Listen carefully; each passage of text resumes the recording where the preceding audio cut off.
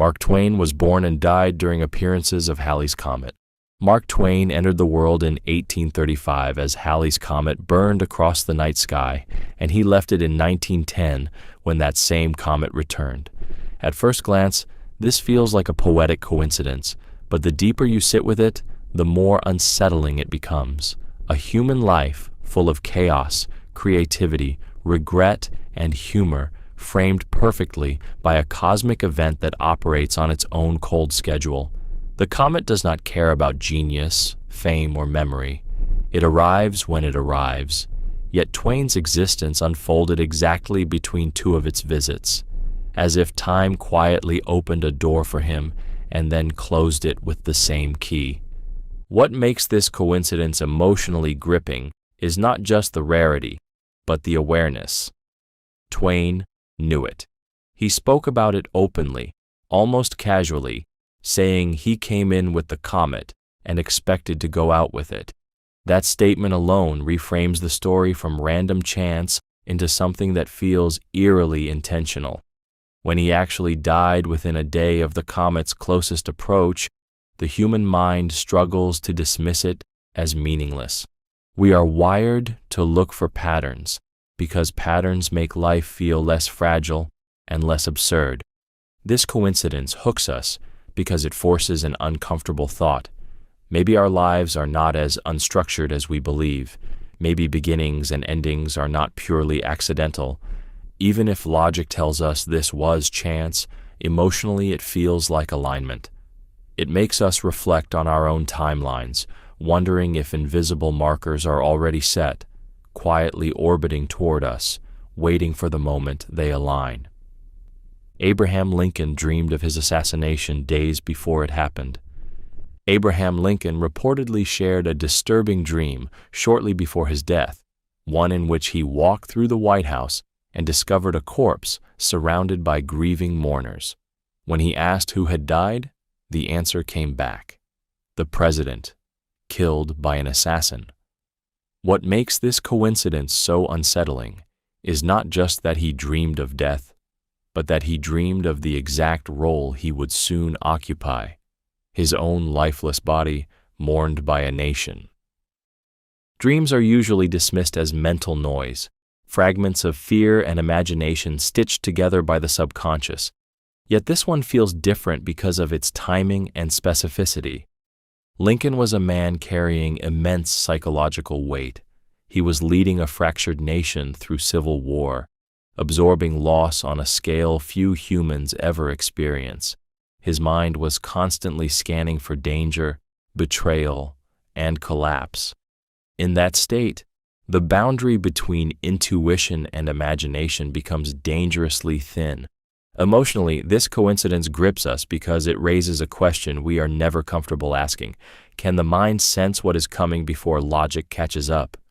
The brain is a prediction machine, constantly reading subtle cues, threats, tensions, patterns, far faster than conscious thought. Lincoln lived under constant threat, surrounded by hatred, warnings, and unresolved violence. His dream may have been his subconscious connecting dots his waking mind tried to ignore. The reason this story stays with us is because it touches a universal fear. Many people have experienced dreams that felt too real, too precise, too heavy to dismiss. When Lincoln's dream aligned with reality, it blurred the line between foresight and coincidence. It forces us to confront the uneasy idea that sometimes the mind knows something before we are ready to accept it. And once that door opens, it cannot be closed. John F. Kennedy shared uncanny election and death parallels with Lincoln. John F. Kennedy and Abraham Lincoln are separated by a century, yet their lives appear to move in eerie synchrony. Both were elected to Congress in years ending in 46. Both rose to the presidency in years ending in 60. And both were shot on a Friday, in the presence of their wives, by assassins later killed before trial. These are not surface-level similarities. They stack one on top of another until coincidence starts to feel uncomfortably structured. What makes this emotionally gripping is the way it challenges our sense of linear time. We assume history moves forward, learning and correcting as it goes. Yet here are two leaders, 100 years apart, walking almost identical paths toward the same violent end. The repetition feels like an echo, as if history didn't just repeat itself, but remembered itself. Our brains are deeply sensitive to mirrored patterns, and when events align this cleanly across generations, it triggers the same discomfort as déjà vu. It feels familiar, even though it shouldn't be. Psychologically, this coincidence unsettles us because it suggests that roles may matter more than individuals.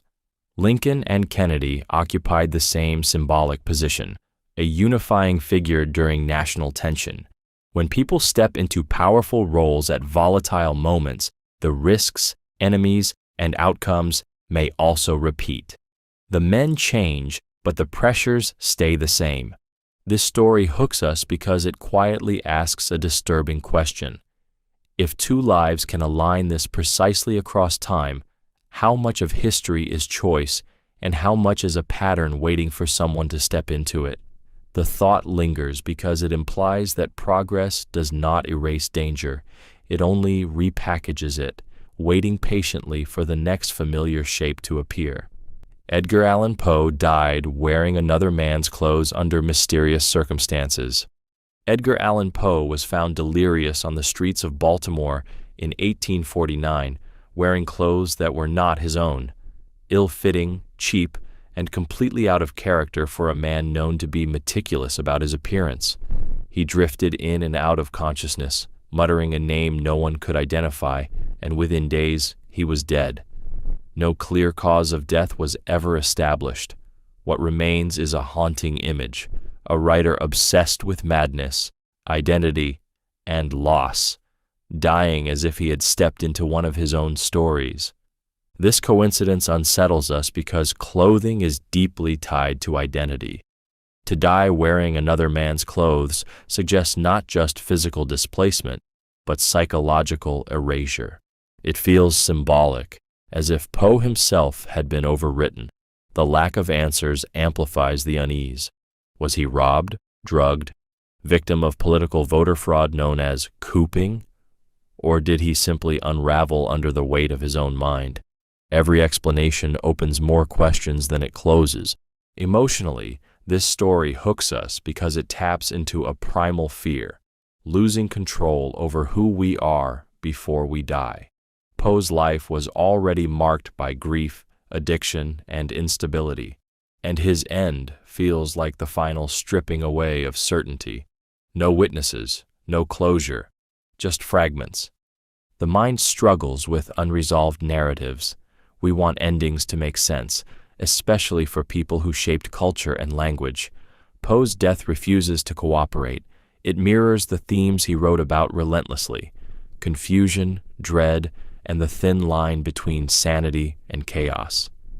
That is why this coincidence lingers. It feels less like history and more like a warning that sometimes reality does not explain itself, and identity can dissolve long before the body does. A novel published years before 1912 predicted the Titanic sinking in chilling detail. In 1898, 14 years before the Titanic ever set sail, a little-known novel titled The Wreck of the Titan by Morgan Robertson described the fictional sinking of the largest and most luxurious ship ever built. The ship in the story was called the Titan. It was considered unsinkable. It struck an iceberg in the North Atlantic. It lacked enough lifeboats, and it sank in April. The parallels are so precise that reading them side by side feels less like coincidence and more like a glitch in reality. What makes this deeply disturbing is not just the similarity, but the confidence both ships carried. The fictional Titan was marketed as invincible, just as the real Titanic was. That shared arrogance becomes the emotional core of the story.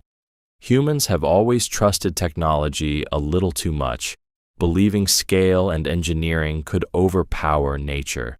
Robertson's novel captures that mindset perfectly. as if he were tapping into a collective blind spot rather than predicting a single event. Psychologically, this coincidence grips us because it challenges our sense of causality. We are taught that fiction imitates life, not the other way around.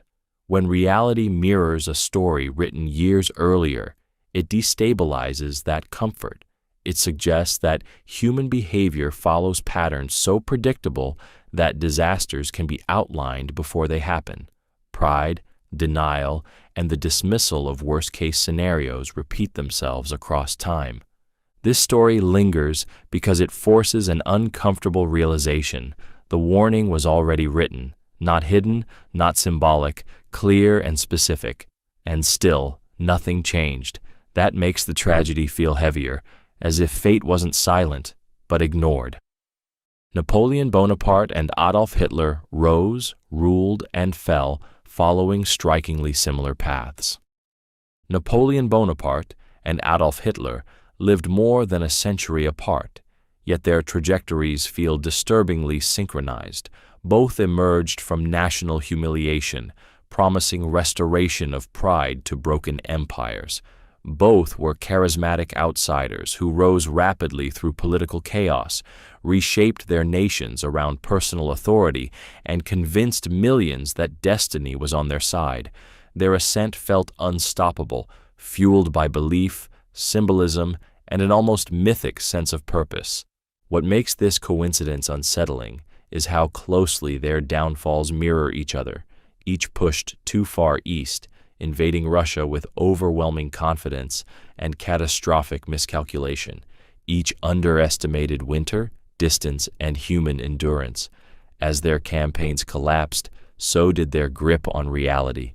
Allies turned into liabilities, victories into delusions, and the same certainty that built their power became the force that destroyed it. The pattern feels less like coincidence and more like a trap history sets for men who believe they are exceptions to it. Emotionally, this parallel grips us because it exposes a terrifying loop in human behavior. Ambition, once unchecked, follows predictable stages. Confidence becomes arrogance, vision becomes obsession, and control becomes isolation. Different eras, different ideologies, same psychological descent.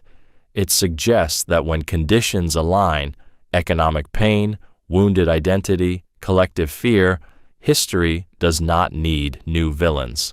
It simply reuses the same blueprint. This story lingers because it forces an uncomfortable realization. Progress does not immunize societies from repetition. Technology changes, uniforms change, speeches change, but the human hunger for power and certainty does not. When leaders start believing they are chosen by fate rather than bound by limits, history has shown exactly how that story ends, and it ends the same way every time. Thomas Jefferson and John Adams died on the same historic anniversary. Thomas Jefferson and John Adams both died on July 4, 1826, exactly 50 years after the signing of the Declaration of Independence. What makes this coincidence unsettling is not just the shared date, but the symbolism layered into it. Two men who helped give birth to a nation both left the world on the very day that nation marked its existence. It feels less like timing and more like punctuation, as if history itself decided where the sentence should end. These were not distant acquaintances. Jefferson and Adams were collaborators, rivals, enemies, and eventually close friends.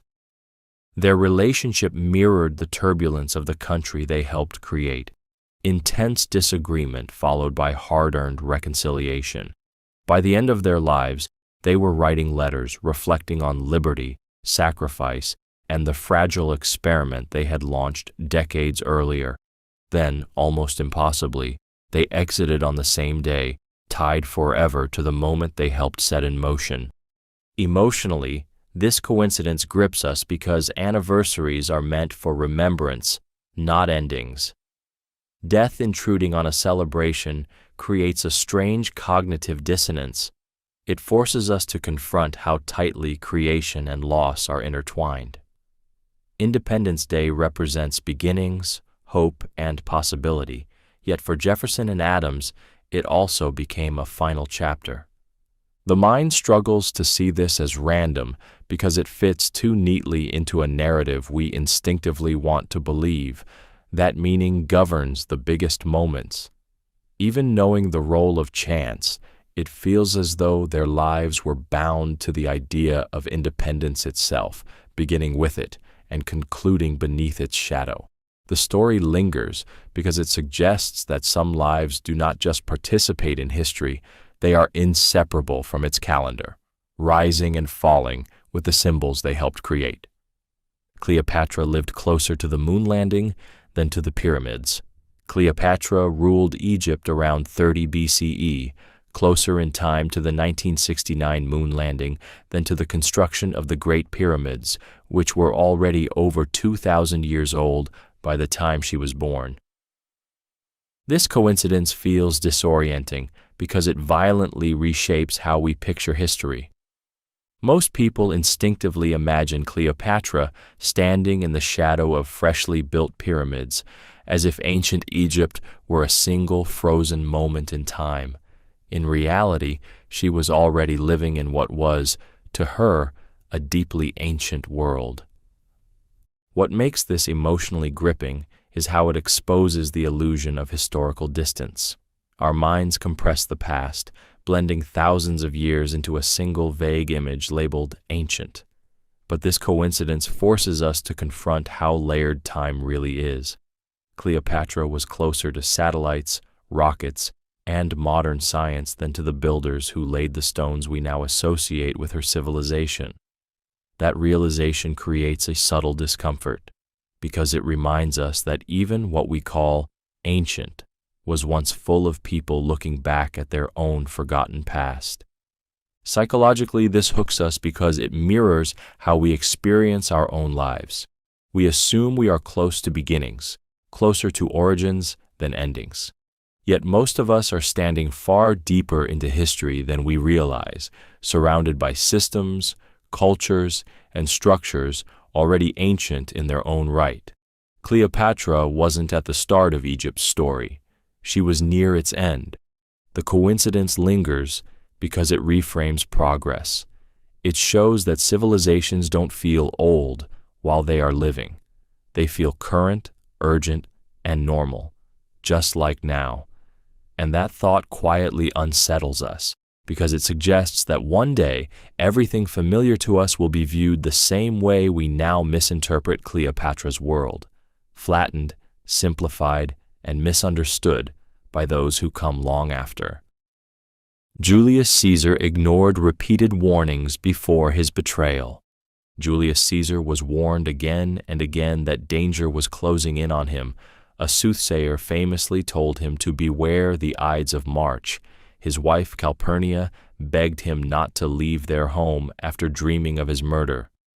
Friends urged caution. Signs, omens, and direct advice all pointed in the same direction.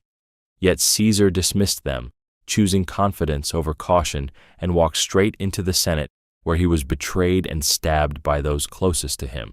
What makes this coincidence emotionally unsettling is how familiar it feels. Ignoring warnings is deeply human. We tend to trust our status, our intelligence, and our past success to protect us. Caesar had survived countless battles, conspiracies, and political threats. That history bred a sense of invulnerability.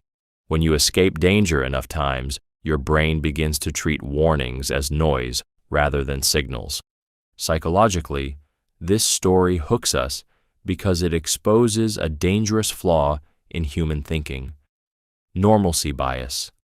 When nothing bad has happened yet, we assume nothing bad will happen next. Caesar's mind likely reframed each warning as exaggeration or superstition. Power amplifies this effect. The more authority someone has, the less seriously they take the idea that others could harm them. The betrayal itself cuts deeper because it came from trusted allies. It wasn't a sudden ambush by enemies, but a calculated strike by familiar faces. That detail transforms the story from political assassination into something personal and haunting. It lingers because it mirrors modern life.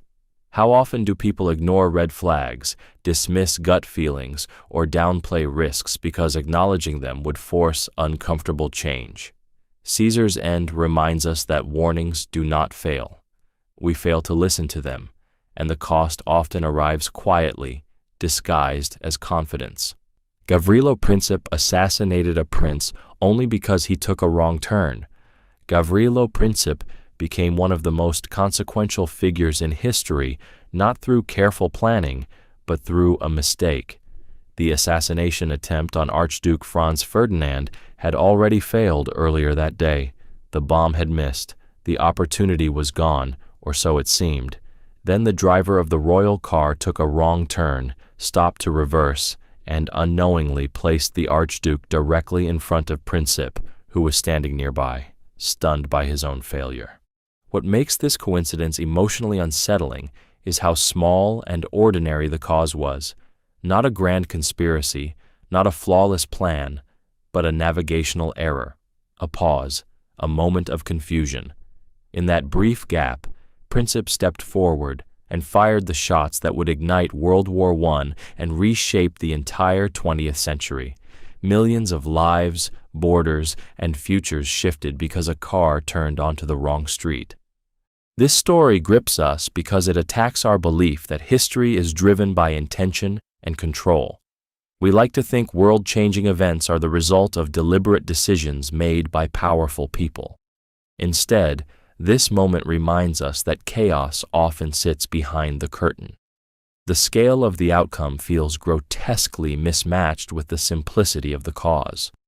Psychologically, this coincidence disturbs us because it mirrors everyday life. We all make small mistakes, wrong turns, delayed choices, moments of hesitation without consequence.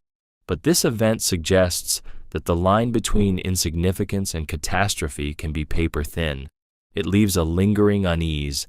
If history can pivot on something so trivial, then certainty is an illusion, and the future may always be closer to collapse than we're comfortable admitting. Rasputin survived multiple murder attempts before finally dying.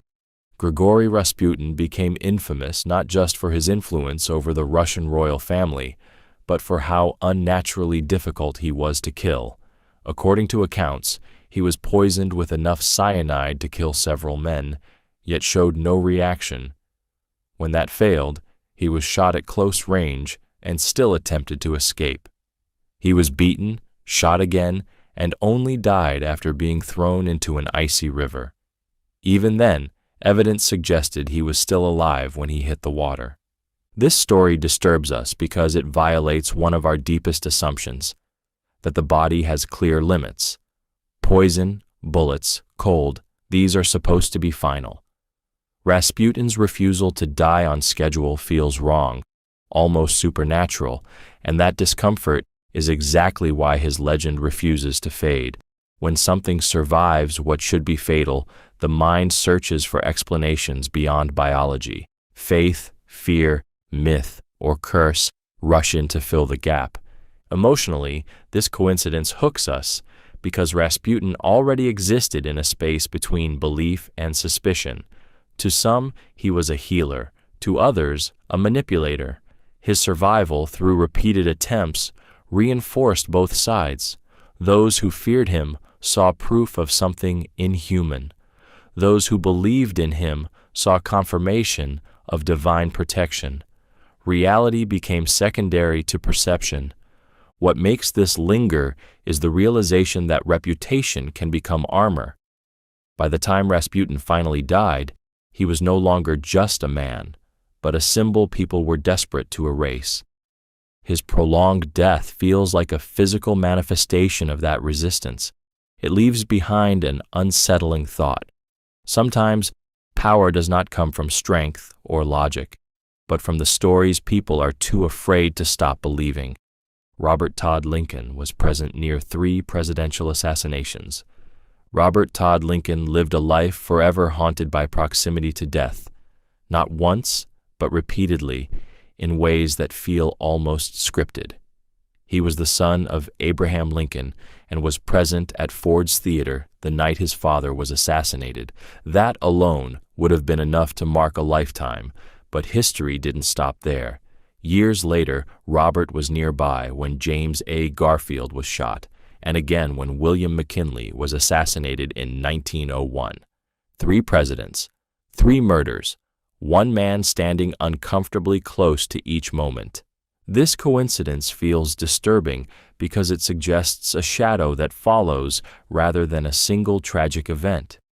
Humans are deeply sensitive to patterns involving danger, and when the same person repeatedly appears at the edges of catastrophe, the mind starts asking questions it knows it cannot answer. Robert himself felt this weight. He later refused invitations to presidential events, believing his presence brought misfortune.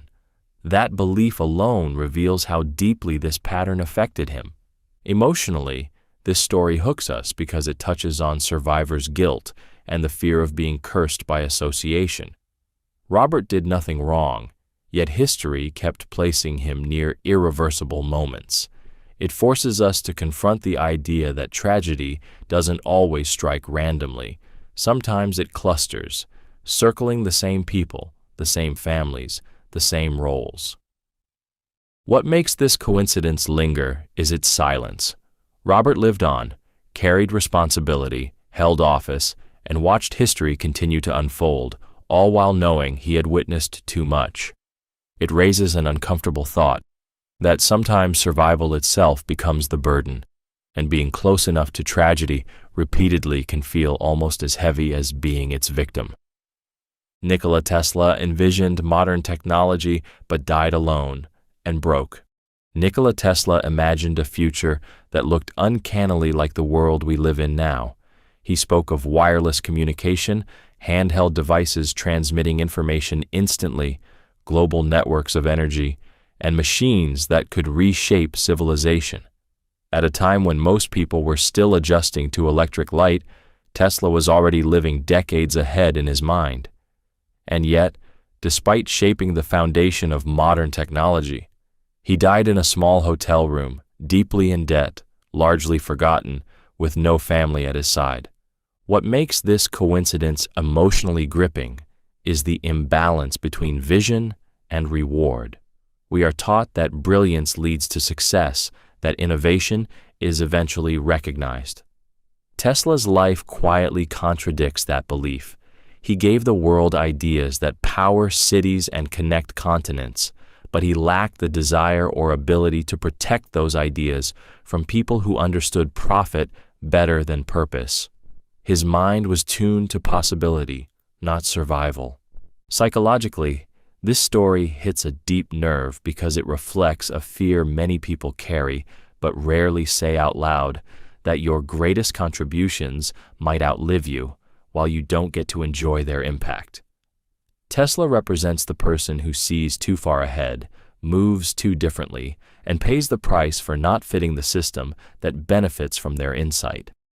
Isolation often follows people who think beyond their time. The loneliness of his ending sharpens the tragedy. Surrounded by ideas that would later define humanity, he spent his final years feeding pigeons and protecting fragile obsessions. This coincidence lingers because it forces an uncomfortable reflection. Being right is not the same as being rewarded, and sometimes the future takes everything you give it while leaving you behind to fade quietly into history. Leonardo da Vinci designed machines centuries before technology caught up. Leonardo da Vinci filled his notebooks with detailed sketches of flying machines, armored vehicles, mechanical knights, and automated systems at a time when society barely understood basic engineering. These were not vague fantasies. They were precise, functional designs created hundreds of years before the materials, power sources, and scientific knowledge needed to build them actually existed. It feels as if his mind was operating on a different timeline than the rest of humanity. What makes this coincidence emotionally gripping is the sense of displacement. Da Vinci was born into a world unprepared for him. His ideas arrived too early, like messages sent into the past by mistake. Many of his designs sat untouched for centuries, only to be recognized later as blueprints for helicopters, tanks, and robots. The gap between his imagination and his era creates a quiet tragedy, knowing something that cannot yet be used. Psychologically, this story unsettles us because it challenges how we think about progress. We assume knowledge advances step by step, each generation building neatly on the last. Da Vinci disrupts that comfort. He suggests that breakthroughs don't always come when the world is ready for them. Sometimes they arrive early, misunderstood, ignored, or shelved until time catches up. This coincidence lingers because it forces a personal reflection. How many ideas die simply because they are ahead of their moment? How many people feel out of sync with their time, carrying insights that others cannot yet see? Da Vinci's life reminds us that brilliance does not guarantee impact, and that timing can be as powerful as talent. It leaves us with an uneasy awareness that the future may already exist in fragments, scattered quietly among minds the present isn't ready to listen to. William Shakespeare was born and died on the same date. William Shakespeare is believed to have been born on April 23, 1564, and died on April 23, 1616. While exact birth records from that era are imprecise, the accepted dates create a chilling symmetry, the same calendar day opening and closing the life of the man who shaped the language itself. For someone whose work obsessed over fate, time, and mortality, this coincidence feels almost theatrical, as if his life followed the structure of one of his plays. What makes this unsettling is how strongly it satisfies our craving for narrative balance. Humans are uncomfortable with randomness, especially when it involves greatness. A life as influential as Shakespeare's feels like it should have clean edges, a beginning and an ending that align. This coincidence provides that alignment, even if part of it rests on tradition rather than absolute proof. Emotionally, it doesn't matter. The story feels right, and that feeling is powerful. Shakespeare wrote endlessly about cycles, birth and death, rise and fall, love and loss repeating across generations. To imagine his own life completing a perfect loop reinforces the illusion that meaning governs existence. It suggests that time itself may be less chaotic than we fear, capable of symmetry, when a life is important enough. This idea hooks us because it flatters a hidden belief that our lives might also have invisible patterns waiting to reveal themselves. If a man could enter and exit the world on the same date, then perhaps endings are not as abrupt as they seem. The coincidence lingers because it softens the fear of death, reframing it not as an interruption, but as a return to a point already written into the script, waiting quietly for its cue. Amelia Earhart vanished without a trace, leaving no confirmed remains. Amelia Earhart disappeared in 1937 while attempting to fly around the world, and despite one of the largest search efforts of the time, no confirmed remains, wreckage, or final answers were ever found. One moment she was a living symbol of courage and progress, her voice crackling over the radio from the sky, and the next she was simply gone. No body, no certainty, just silence stretching across the Pacific. What makes this coincidence so emotionally gripping is how completely it denies closure. Humans rely on endings to process loss. We need evidence, funerals, graves, something solid to mark the moment when hope officially dies. Earhart's disappearance refuses to provide that. Instead, it traps her in a permanent in-between state, neither alive nor truly gone. Every theory, every possible island, every fragment of radio signal keeps reopening the wound instead of sealing it. Psychologically, this hooks us because it taps into a deep fear of erasure. To vanish without a trace is to be removed not just from life, but from certainty itself. Earhart represented control, skill, and mastery over the sky, yet her end suggests that no amount of expertise can protect us from the unknown. The ocean didn't defeat her loudly. It absorbed her quietly. This story lingers because it mirrors a universal anxiety, the idea that a life can simply dissolve, leaving no explanation behind. Earhart pushed the boundaries of what humans believed possible, and in doing so, she disappeared into the very unknown she sought to conquer. The unanswered questions keep her alive in collective memory, hovering forever between legend and loss, reminding us that sometimes history does not give answers. It only gives echoes. Marie Curie's belongings remain radioactive today. Marie Curie dedicated her life to uncovering the hidden forces inside matter, pushing beyond what science believed was possible. In doing so, she opened the door to radioactivity, a discovery that transformed medicine, warfare, and energy forever. Yet long after her death, the radiation she worked with never truly left her.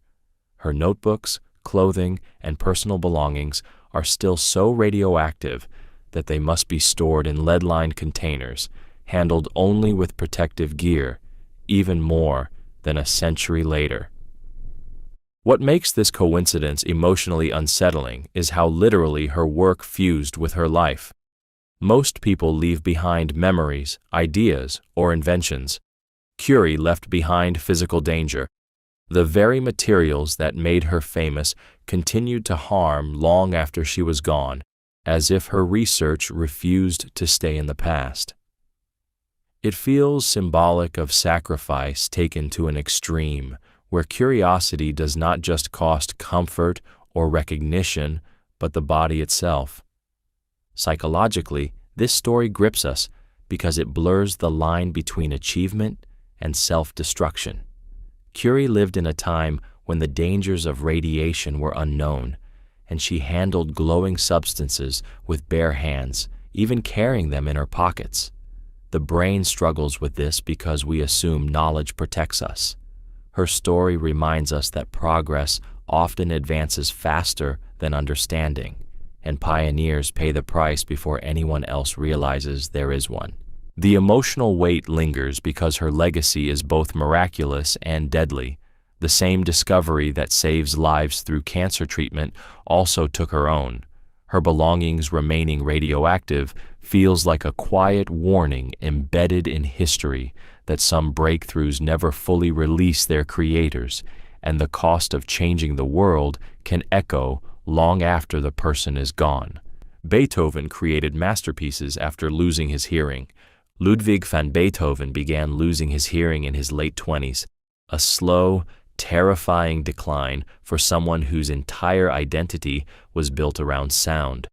By the time he composed some of his greatest works, including his Ninth Symphony, he was almost completely deaf. He could no longer hear orchestras, applause, or even his own music as it was played. Yet what emerged from him during this silence reshaped music forever. This coincidence is emotionally devastating because it inverts everything we expect about talent and limitation. Hearing should have been essential. Sound should have been the foundation. Instead, Beethoven's creativity intensified as the world grew quieter. His music became bolder, more complex, more emotionally expansive, as if the loss of external sound forced him inward into a deeper and more uncompromising connection with his own mind. Psychologically, this grips us because it confronts a fear most people carry, that losing what defines us will destroy us. Beethoven's story suggests the opposite possibility, one that is both inspiring and unsettling. It implies that identity is not always housed where we think it is. When something vital is taken away, the mind may compensate in unexpected, even extraordinary ways. The silence Beethoven lived in was not peaceful. It was isolating, humiliating, and filled with despair. He contemplated ending his life. Yet out of that isolation came music that speaks of struggle, defiance, and triumph with almost painful clarity. This coincidence lingers because it forces a difficult realization. Sometimes creation does not happen in spite of suffering, but through it, and the parts of ourselves we lose may expose depths we never knew were there. Van Gogh achieved fame only after his death. Vincent van Gogh sold almost none of his paintings while he was alive, living in poverty, isolation, and constant self-doubt. Today, his work is worth hundreds of millions and hangs in the world's most guarded museums. This coincidence feels cruel because it reverses the order we expect from life. Recognition comes after suffering, but for Van Gogh it came only after silence. He never knew the impact of what he created, never felt validation, and never saw the world finally understand him. What makes this emotionally gripping is how relatable it feels. Van Gogh's story mirrors a fear many people carry quietly, that effort and passion might go unnoticed, that meaning might arrive too late. He painted obsessively, driven by an internal urgency rather than reward, even as his mental health deteriorated. When he died believing himself a failure, history rewrote him into a genius. That gap between self-perception and legacy is where the discomfort lives. Psychologically, this coincidence unsettles us because it exposes how fragile success really is. Value is not always intrinsic. It is assigned, often by people far removed from the struggle. Van Gogh's work did not change after his death. The world did. Tastes shifted, narratives formed, and suddenly his pain became profound rather than inconvenient. This story lingers because it forces an uncomfortable reflection. How many people are living right now, creating something meaningful while feeling invisible? Van Gogh's posthumous fame suggests that timing, not talent, often determines recognition. It hooks us because it quietly asks whether fulfillment comes from being seen or from creating anyway, even when no one is watching and no applause ever arrives. Houdini died from a blow he didn't expect. Harry Houdini built his entire identity around control. He trained his body to endure pain, escape restraints, and survive situations designed to kill him. Audiences trusted that nothing could touch him without permission. That is what makes his death so unsettling. In 1926, a visitor unexpectedly punched Houdini in the abdomen, testing a claim that he could withstand any blow. Houdini hadn't braced himself. Days later, he was dead from complications related to a ruptured appendix. This coincidence hooks us emotionally because it flips the narrative we rely on for safety. Houdini survived handcuffs, locked boxes, water torture, and staged danger, yet the thing that killed him was ordinary, informal, almost careless. There was no dramatic escape attempt, no grand illusion, just a moment of surprise. It exposes a quiet truth we try to ignore. Mastery does not equal immunity. Control works only when you see the threat coming. Psychologically, this story lingers because it attacks our sense of preparedness. We believe that skill, intelligence, or reputation can protect us. Houdini's death suggests otherwise. The human brain is good at planning for known dangers, but terrible at guarding against the unexpected. That punch mattered not because it was powerful, but because it bypassed awareness. There's also something deeply human about the irony. Houdini dedicated his life to proving death could be delayed, cheated, or escaped. In the end, death didn't challenge him openly. It arrived unannounced, disguised as curiosity and disbelief. That is why this coincidence stays with us. It reminds us that vulnerability often hides in the moments we feel safest, and that sometimes what ends us isn't our greatest fear, but the one thing we never prepared for at all. Isaac Newton secretly practiced alchemy. Isaac Newton is remembered as the embodiment of reason, logic, and scientific clarity, the man who reduced the universe to laws and equations. Yet hidden beneath that public image was a secret obsession that feels almost contradictory. Newton spent years practicing alchemy, obsessively searching for hidden truths, coded messages, and the transformation of matter. He wrote far more about alchemy and mystical texts than he ever did about physics, carefully concealing this work from the world. What makes this coincidence emotionally unsettling is the collision between rational genius and forbidden belief. Alchemy is often dismissed as superstition or pseudoscience, yet Newton treated it with deadly seriousness. He believed the universe contained hidden knowledge, accessible only to those willing to look beyond accepted rules. In private, he wasn't just measuring gravity or motion. He was searching for meaning, power, and transformation at a level science could not yet explain. Psychologically, this grips us because it exposes a truth we rarely admit. Even the most logical minds are drawn to mystery. Newton lived in isolation, intensely private, deeply suspicious of others. Alchemy offered him control in a world he couldn't fully trust, a system where secrets mattered more than approval.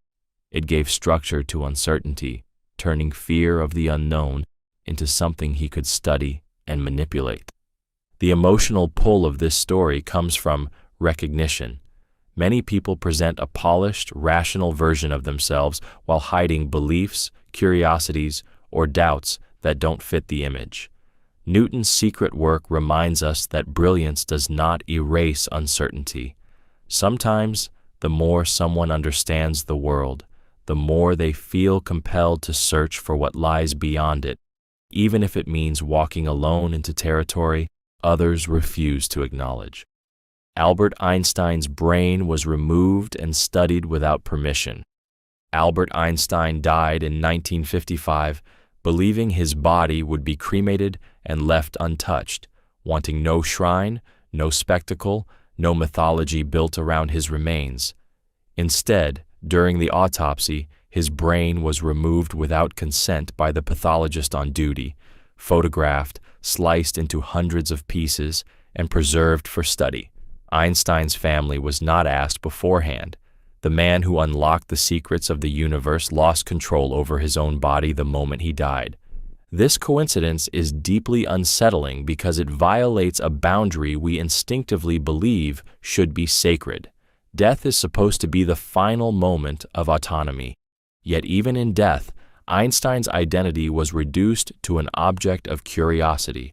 His mind, which spent a lifetime challenging authority and dogma, was literally claimed by science without permission, as if genius itself forfeited the right to rest. Emotionally, this story hooks us because it exposes an uncomfortable truth about how society treats exceptional people. We celebrate brilliance, but we also feel entitled to it. Einstein's brain became a symbol, not of who he was, but of what others hoped to extract from him. Scientists searched it for physical explanations of genius, as if greatness could be dissected and catalogued. Psychologically, this coincidence lingers because it raises a haunting question. Where does a person end and their legacy begin? Einstein wanted to disappear quietly, yet his body became another experiment. The idea that even the most famous mind in history could be stripped of consent reminds us that recognition does not guarantee respect. Sometimes the very qualities that make someone extraordinary are what prevent them from ever being left alone. Stephen Hawking lived decades beyond doctors' predictions. Stephen Hawking was diagnosed with ALS at 21 and given just a few years to live. Instead, he survived for more than 5 decades, long enough to redefine modern physics, reshape our understanding of the universe, and become one of the most recognizable minds in history. This coincidence feels almost defiant, as if time itself miscalculated when it tried to limit him. What makes this so emotionally gripping is the contrast between expectation and reality. A terminal diagnosis is supposed to narrow life, to shrink possibilities into an ending. For Hawking, it did the opposite.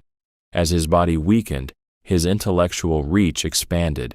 The slower his physical world became, the deeper his mental universe seemed to grow. This inversion unsettles us because it challenges a belief we rarely question, that the body defines the limits of the mind. Psychologically, this story hooks us because it exposes how often predictions shape behavior. Many people collapse inward when told what their future will be. Hawking didn't. He adapted, redirected, and focused obsessively on what still worked.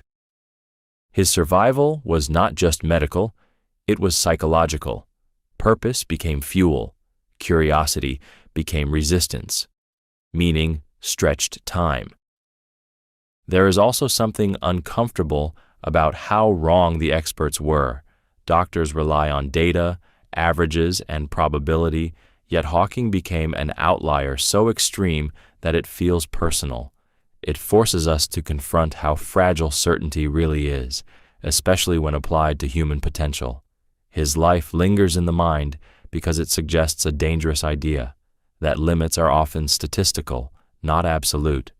When someone refuses to internalize an expiration date, the future can quietly rewrite itself, extending far beyond what anyone thought possible. Charles Darwin delayed publishing his theory out of fear. Charles Darwin developed the theory of evolution years before the world ever heard of it, yet he kept it hidden for nearly 2 decades. This wasn't because he doubted his evidence. It was because he understood the consequences. His ideas challenged religion, identity, and humanity's sense of specialness in the universe. Releasing them meant risking ridicule, rejection, and the collapse of the moral framework most people depended on at the time. What makes this coincidence emotionally gripping is the tension between truth and survival. Darwin carried knowledge that could change the world, but that same knowledge threatened to destroy his peace, his reputation, and his family's standing. Fear didn't stop him from discovering the truth, it stopped him from sharing it. That delay reveals something deeply human. Sometimes the cost of being right feels heavier than the cost of staying silent. Psychologically, this hooks us because many people recognize the same conflict on a smaller scale. We often hold back honest thoughts, creative work, or uncomfortable truths because we fear social punishment more than inaccuracy. Darwin's hesitation mirrors that instinct perfectly, just on a historic scale. The mind calculates danger not only in physical terms, but in belonging. To be rejected by one's community is to be exposed. This story lingers because it reminds us that progress is not driven by bravery alone. It is slowed, shaped, and sometimes nearly buried by fear. The most transformative ideas often spend years trapped inside the people who discover them, waiting for a moment when the world feels safe enough to hear them, even if it never truly is. Joan of Arc was executed by those she saved. Joan of Arc rose from obscurity as a teenage girl claiming divine visions and went on to change the course of a war. She led armies, inspired a broken nation, and helped secure victories that France desperately needed. Yet once her usefulness faded and political pressure mounted, the same side she fought for abandoned her. Captured by enemies and put on trial, she was condemned and burned alive, while the people she had helped remained silent. What makes this coincidence emotionally devastating is the betrayal wrapped inside gratitude. Joan gave everything, her safety, her reputation, her future, to a cause larger than herself. In return, when she needed protection most, she was treated as disposable. The speed at which admiration turned into denial exposes a brutal pattern in human behavior. People celebrate heroes when they are winning, but distance themselves the moment heroism becomes inconvenient or dangerous. Psychologically, this story hooks us because it mirrors a fear many people carry quietly, that loyalty is conditional. Joan represented hope during chaos, but once stability returned, her presence became uncomfortable. She challenged power structures simply by existing, by being young, female, and unwavering in belief. Rather than defend her, leaders chose safety over integrity. The emotional weight lingers because her death wasn't just an execution, it was abandonment made public. Years later, the same institution that condemned her reversed the verdict and declared her innocent. That delayed recognition cuts deep. It reminds us that history often apologizes too late, and that being right, brave, or selfless does not guarantee protection. Sometimes, those you save survive by letting you fall. Genghis Khan has millions of living descendants. Genghis Khan died more than 800 years ago, yet his genetic signature is still walking the earth. Modern genetic studies suggest that roughly 1 in every 200 men alive today carries a Y chromosome linked back to him. That means millions of people, spread across continents, unknowingly share a direct biological connection to a single man who reshaped history through conquest and fear. What makes this coincidence emotionally unsettling is the scale. Most human lives fade quietly into ancestry, diluted and forgotten. Genghis Khan did the opposite. His power did not end with borders or empires. It continued at the most intimate level possible, reproduction. His status allowed him access to countless women, and his descendants inherited that same advantage across generations, turning violence and dominance into genetic permanence. Psychologically, this grips us because it blurs the line between history and identity. The idea that you could be living an ordinary life, working, loving, struggling, while carrying DNA from one of history's most ruthless conquerors is deeply disorienting. It forces us to confront how little control we have over our origins and how the past lives on inside us in ways we never chose. This coincidence lingers because it reframes legacy. We often think of legacy as ideas, monuments, or names in textbooks. Genghis Khan's most enduring legacy may be invisible, carried silently in bloodlines that span the globe. It leaves an unsettling thought behind. History does not just shape the world we live in, it shapes who we are, cell by cell, whether we want it to or not. Tutankhamun's tomb sparked real deaths and lasting curse legends. Tutankhamun was barely a footnote in history until his tomb was opened in 1922. Almost immediately after, people connected to the excavation began dying under strange circumstances. The most famous case was Lord Carnarvon, who financed the dig and died shortly after from an infected mosquito bite. Newspapers seized on the timing, linking his death to warnings allegedly found in the tomb, and the idea of a curse was born. What made this coincidence terrifying was how quickly coincidence turned into collective fear. Deaths continued, some explainable, others not, but the pattern felt convincing enough to grip the public imagination. Humans are deeply uncomfortable when ancient warnings appear to come true. A sealed tomb surviving untouched for thousands of years feels sacred, and disturbing it feels like crossing an invisible boundary. When people then die, even from ordinary causes, the brain stitches those events together into meaning. The curse became more real than the statistics behind it. Emotionally, this story hooks us because it taps into a primal fear, punishment for trespass. The idea that the past can reach forward and strike the present challenges our sense of safety. It suggests that time does not weaken everything, that some consequences wait patiently. The tomb transformed Tutankhamun from an obscure boy king into a symbol of ancient power, refusing to stay silent. What makes the legend endure is not whether the curse was real, but how perfectly it aligned with human psychology. Once fear takes root, every death becomes confirmation. The story refuses closure because it doesn't need proof, only pattern. It lingers because it whispers a disturbing possibility, that some doors are closed for a reason, and once opened, the cost is not always paid immediately, but slowly, one coincidence at a time. George Orwell predicted mass surveillance with unsettling accuracy. George Orwell imagined a world where people were constantly watched, monitored, and corrected by an unseen authority long before such technology realistically existed. When 1984 was published, the idea of omnipresent surveillance felt exaggerated, even paranoid. Cameras were rare, data collection was primitive, and the concept of governments or corporations tracking everyday behavior seemed extreme. Yet decades later, his vision feels less like fiction and more like a description of ordinary life. This coincidence grips us emotionally because it confronts a fear we live inside of, often without noticing. Orwell wasn't just predicting technology, he was predicting behavior.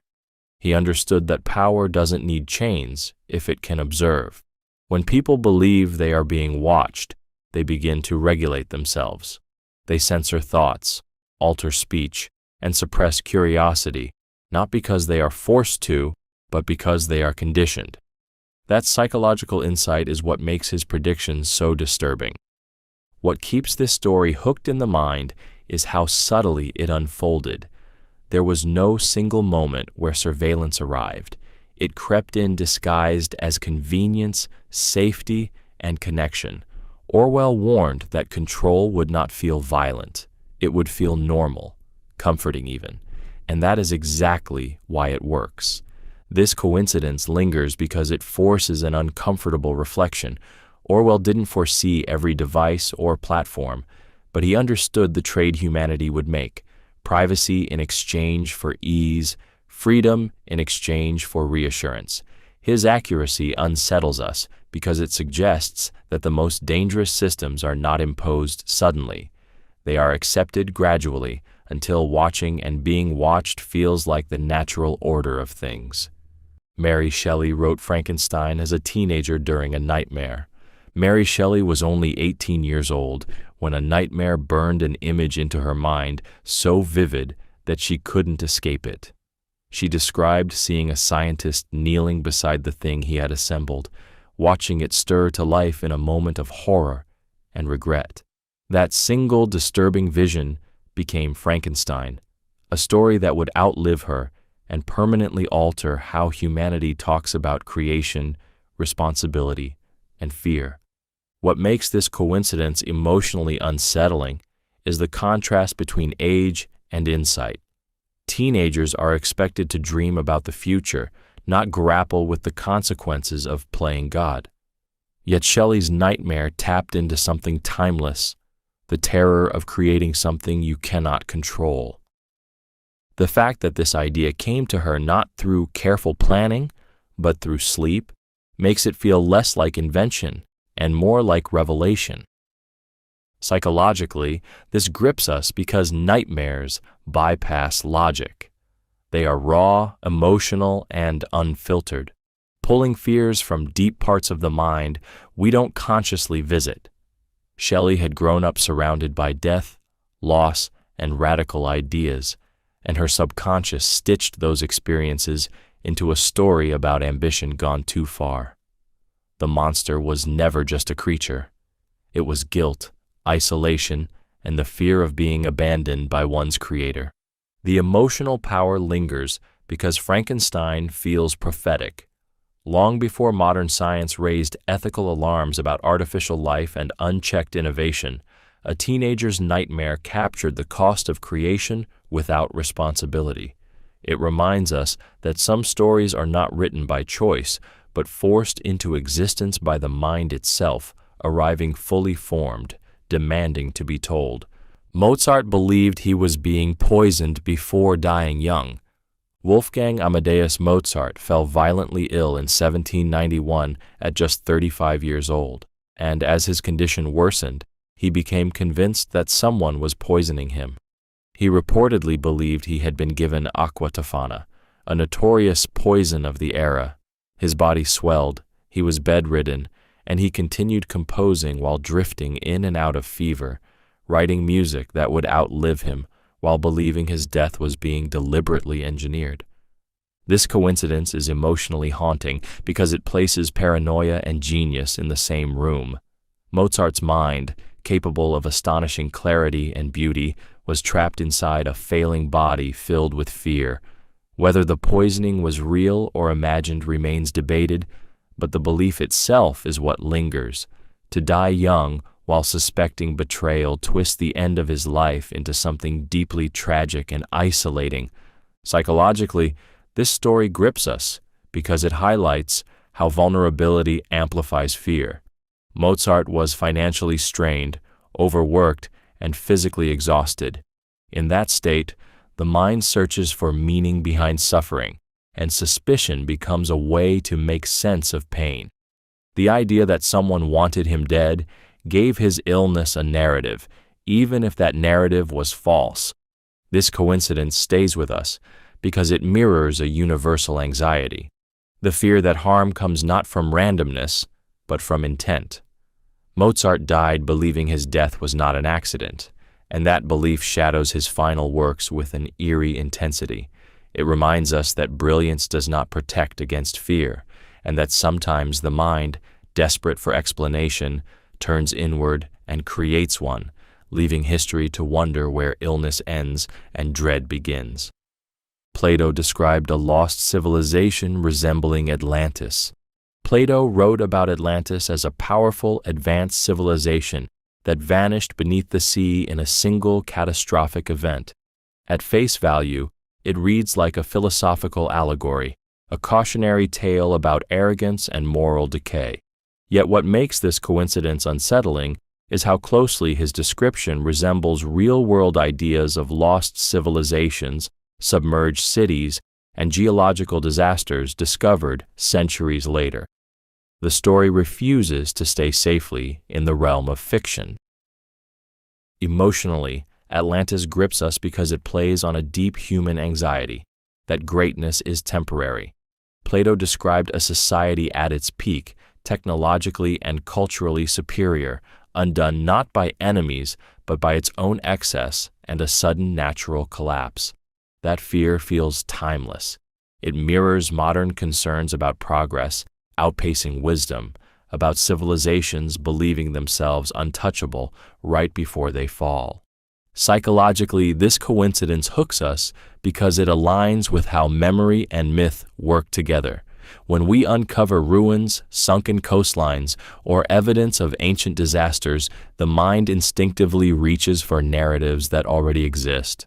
Plato's account becomes a template, a story waiting to be filled with evidence. Even if Atlantis was meant symbolically, the emotional impact comes from how easily it fits reality.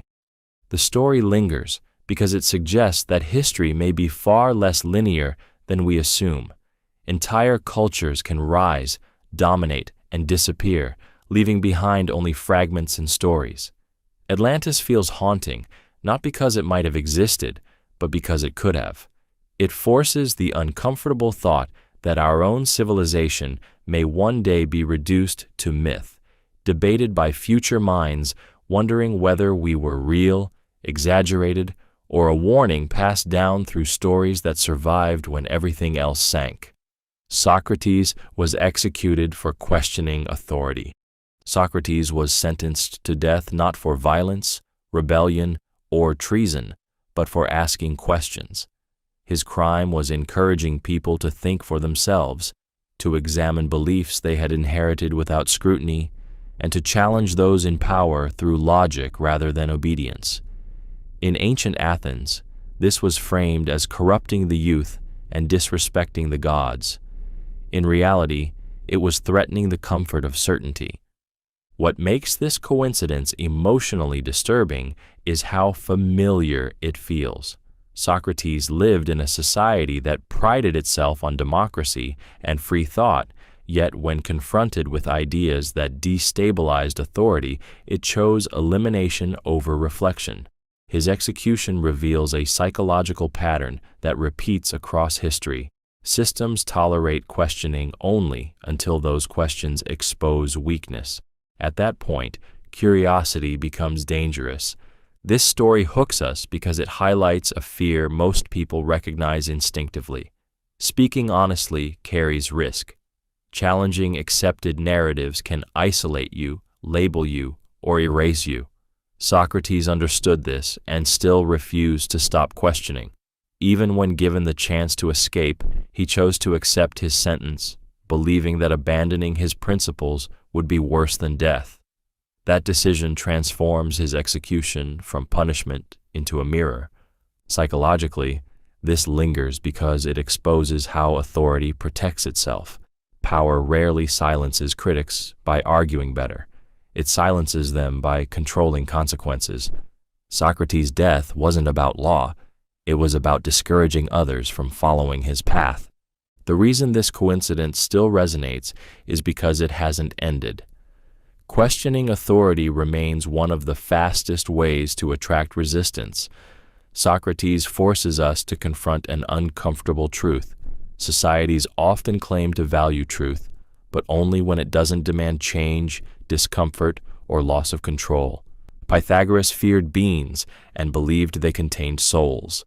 Pythagoras is remembered as a symbol of logic, numbers, and mathematical order, yet behind that rational legacy was a belief so strange it feels almost surreal. Pythagoras believed that beans were sacred, dangerous, and possibly alive with human souls trapped inside them. He warned his followers never to eat beans, never to touch them, and some accounts even claim he believed beans were connected to the dead. This fear was not a joke or metaphor. It was a rule he lived by. What makes this coincidence emotionally unsettling is the contradiction it exposes. A man who reduced reality to numbers and ratios also believed something as ordinary as a bean could house a soul. It forces an uncomfortable realization. Intelligence does not protect against irrational belief. The human mind is capable of holding extreme logic and extreme superstition at the same time, without seeing a conflict. Psychologically, this grips us because it mirrors how belief systems work even today. Humans often build rigid rules around invisible fears to create a sense of control. For Pythagoras, beans symbolized a boundary between life and death, purity and corruption. Avoiding them wasn't about food, it was about protecting the soul from contamination in a universe he believed was deeply interconnected. The story becomes darker when legends claim that this fear may have led to his death.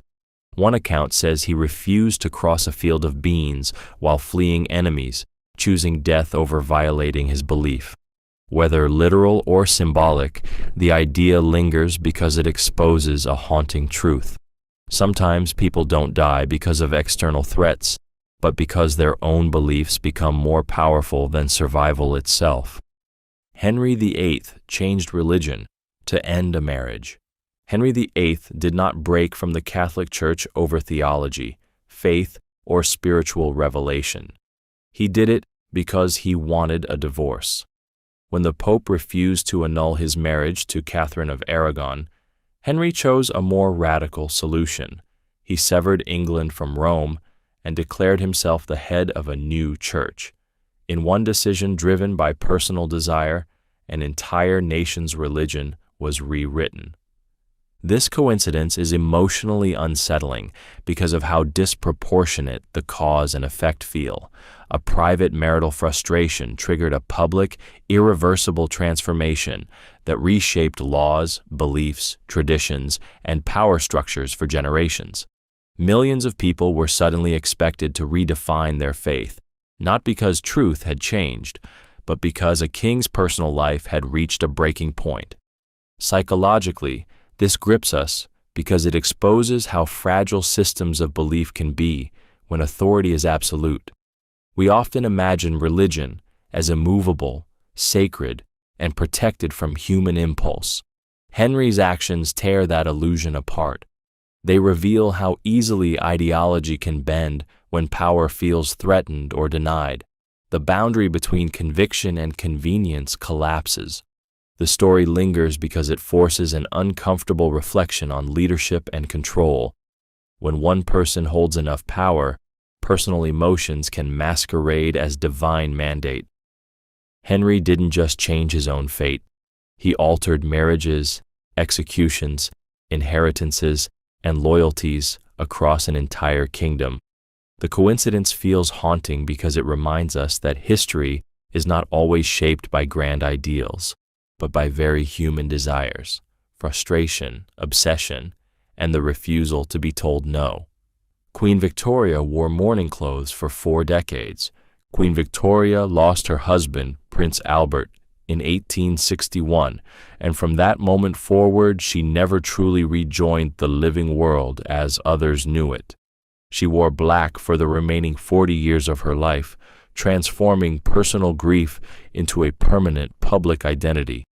This coincidence feels heavy because it turns mourning from a phase into a lifetime, as if time itself stopped moving forward for her the day Albert died. What makes this emotionally gripping is how radically it contradicts expectations of power. Victoria ruled the largest empire on earth, yet emotionally, she remained frozen in loss. Grief did not fade, soften, or evolve into memory. It hardened. By refusing to remove mourning clothes, she made sorrow visible every single day, not just to herself, but to an entire nation. Her pain became ritual, routine, and symbol. Psychologically, this story hooks us because it reflects how grief can reshape identity. For many people, loss does not simply hurt, it reorganizes who they are. Victoria did not move on, a phrase society often pressures people toward. Instead, she carried grief forward, weaving it into her sense of self. That choice unsettles us because it challenges the idea that healing must look like recovery. The coincidence lingers because it blurs the line between devotion and self-erasure. Wearing black for decades wasn't just remembrance, it was a declaration that love could permanently alter time. Her mourning became a kind of living tomb, one she willingly inhabited. It forces an uncomfortable reflection. Sometimes the deepest losses don't fade with years. They simply change shape, quietly dictating how long a person remains emotionally present in the world, even while life continues moving around them. Jack the Ripper was never identified. Jack the Ripper murdered at least 5 women in London's Whitechapel district in 1888 and then vanished into history without a name, a face, or a confirmed identity. Despite letters sent to police, endless suspects, and more than a century of investigation, the killer dissolved into the crowd he came from. No arrest, no trial, no certainty. Just a shadow that history never managed to pin down. What makes this coincidence so unsettling is not the violence itself, but the absence of resolution. Humans rely on endings to restore order. We expect evil to be exposed, named, and contained. Jack the Ripper denies that expectation completely. He represents the terrifying idea that someone can break the rules, destroy lives, and still escape not just punishment, but definition. Without an identity, the threat never feels finished. Psychologically, this grips us because anonymity amplifies fear. A known villain has boundaries. An unknown one could be anyone, a neighbor, a stranger, a face you pass every day. The Ripper case unfolded in a densely populated city, which made the uncertainty worse. The killer blended into ordinary life so well that even now, we cannot separate monster from man. That uncertainty lingers in the brain because it mirrors a primal fear, danger hiding in plain sight. This story stays alive because it keeps inviting the mind to participate. Every new theory feels like it might finally close the loop, yet none ever do. The mystery feeds itself. Jack the Ripper isn't remembered because of what he did alone, but because he escaped explanation. He became a symbol of unresolved fear, a reminder that sometimes history does not protect us with answers, and that some horrors survive precisely because they are never fully seen. Sun Tzu's ideas still shape modern warfare. Sun Tzu lived more than 2,000 years ago, yet his words continue to guide decisions that determine who lives and who dies today. The art of war was written for ancient battlefields filled with spears and marching armies, but its core ideas, deception, psychological dominance, timing, and control, remain embedded in modern military doctrine, corporate strategy, and even personal power dynamics. What makes this coincidence unsettling is not that his ideas survived, but that human conflict never evolved beyond them. Emotionally, this grips us because it reveals a stagnant side of human nature. Technology changes at a breathtaking pace, but the psychology of conflict stays eerily consistent. Fear, pride, misinformation, and the desire for advantage still drive decisions exactly as they did in Sun Tzu's time. His teachings work because they don't rely on weapons. They rely on understanding the mind. And the human mind has not changed nearly as much as we like to believe. Psychologically, this story hooks us because it blurs the line between wisdom and manipulation. Sun Tzu emphasized winning without fighting, breaking the enemy's will before a battle even begins. That idea feels clever until you realize how often it is used to control perception, justify aggression, and exhaust opponents emotionally rather than physically. Modern warfare doesn't always look like violence. It looks like information, pressure, and silent advantage. The emotional weight lingers because it suggests something deeply uncomfortable. If a text this old still works perfectly, then progress may be an illusion. It means our conflicts are not caused by outdated tools, but by timeless instincts. Sun Tzu's relevance forces us to confront the idea that while civilizations rise and fall, the strategies that exploit human weakness remain permanent, quietly passed down, refined, and reused, waiting for the next battlefield to appear. Confucius still influences billions of lives today. Confucius lived over 2,500 years ago in a world with no modern nations, no technology, and no global communication, yet his ideas still quietly govern how billions of people think about family, respect, authority, education, and morality. Long after his body disappeared, his philosophy embedded itself into cultures, laws, classrooms, and daily behavior, shaping lives of people who may not even know his name. What makes this coincidence emotionally powerful is its invisibility. Confucius does not dominate through monuments or conquest, but through habits. The way children are taught to honor parents, the expectation to respect elders, the belief that personal discipline strengthens society. These ideas feel natural, almost instinctive, yet they trace back to one man reflecting on order during chaos. His influence feels less like history and more like atmosphere, unseen, constant, impossible to escape. Psychologically, this grips us because it challenges how we measure power. We tend to associate influence with force, wealth, or authority. Confucius had none of those. He was often ignored during his lifetime, dismissed as impractical, and died believing he had failed. Yet his thoughts outlived empires, wars, and rulers. That reversal unsettles us. It suggests that ideas, once rooted deeply enough, can become stronger than armies. This coincidence lingers because it reframes legacy in a way that feels both hopeful and unsettling. It implies that what truly endures is not dominance, but repetition. When ideas are passed quietly from parent to child, teacher to student, generation to generation, they stop feeling borrowed and start feeling innate. Confucius did not rule the world, but the world learned to live as if he were still speaking. Sitting Bull predicted his own death. Sitting Bull is said to have spoken openly about his own death before it happened, sensing that the path he was on could only end one way. As a spiritual leader and warrior, he understood the forces closing in around him, political pressure, military threat, and the fear his influence inspired.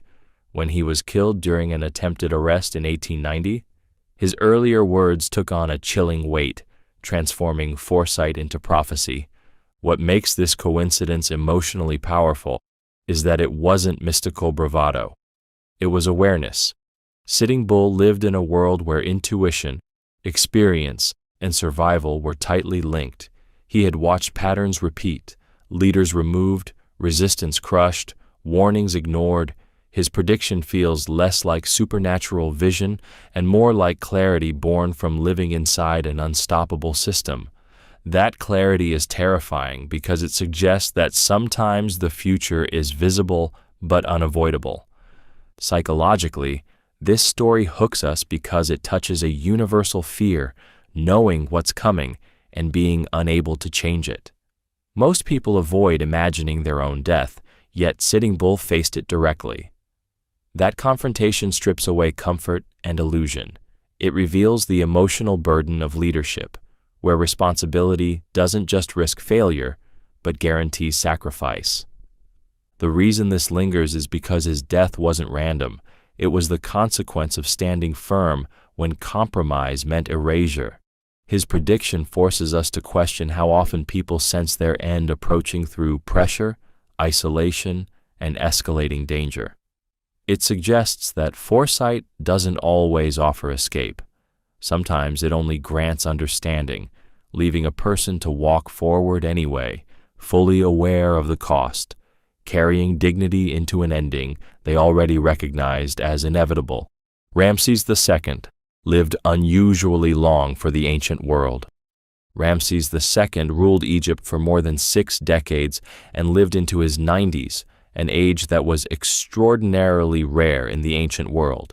At a time when most people didn't survive childhood and even royalty often died young from disease or injury, Ramses outlived generations of his own family, wives, children, rivals, and even enemies. He didn't just witness history, he outlasted it. What makes this coincidence emotionally striking is the contrast between human fragility and prolonged dominance. Ramses wasn't simply alive for a long time, he remained powerful, worshipped, and feared for most of his life. Entire generations were born knowing only one ruler. For them, Ramses wasn't a man. He was permanence. That kind of longevity reshapes reality. When authority lasts too long, it begins to feel inevitable, almost divine. Psychologically, this hooks us because the human mind struggles with extremes of time. A long life doesn't just extend experiences, it distorts them. Ramses watched his own children age and die while he remained. He commissioned monuments celebrating victories that slowly faded into legend while he was still breathing.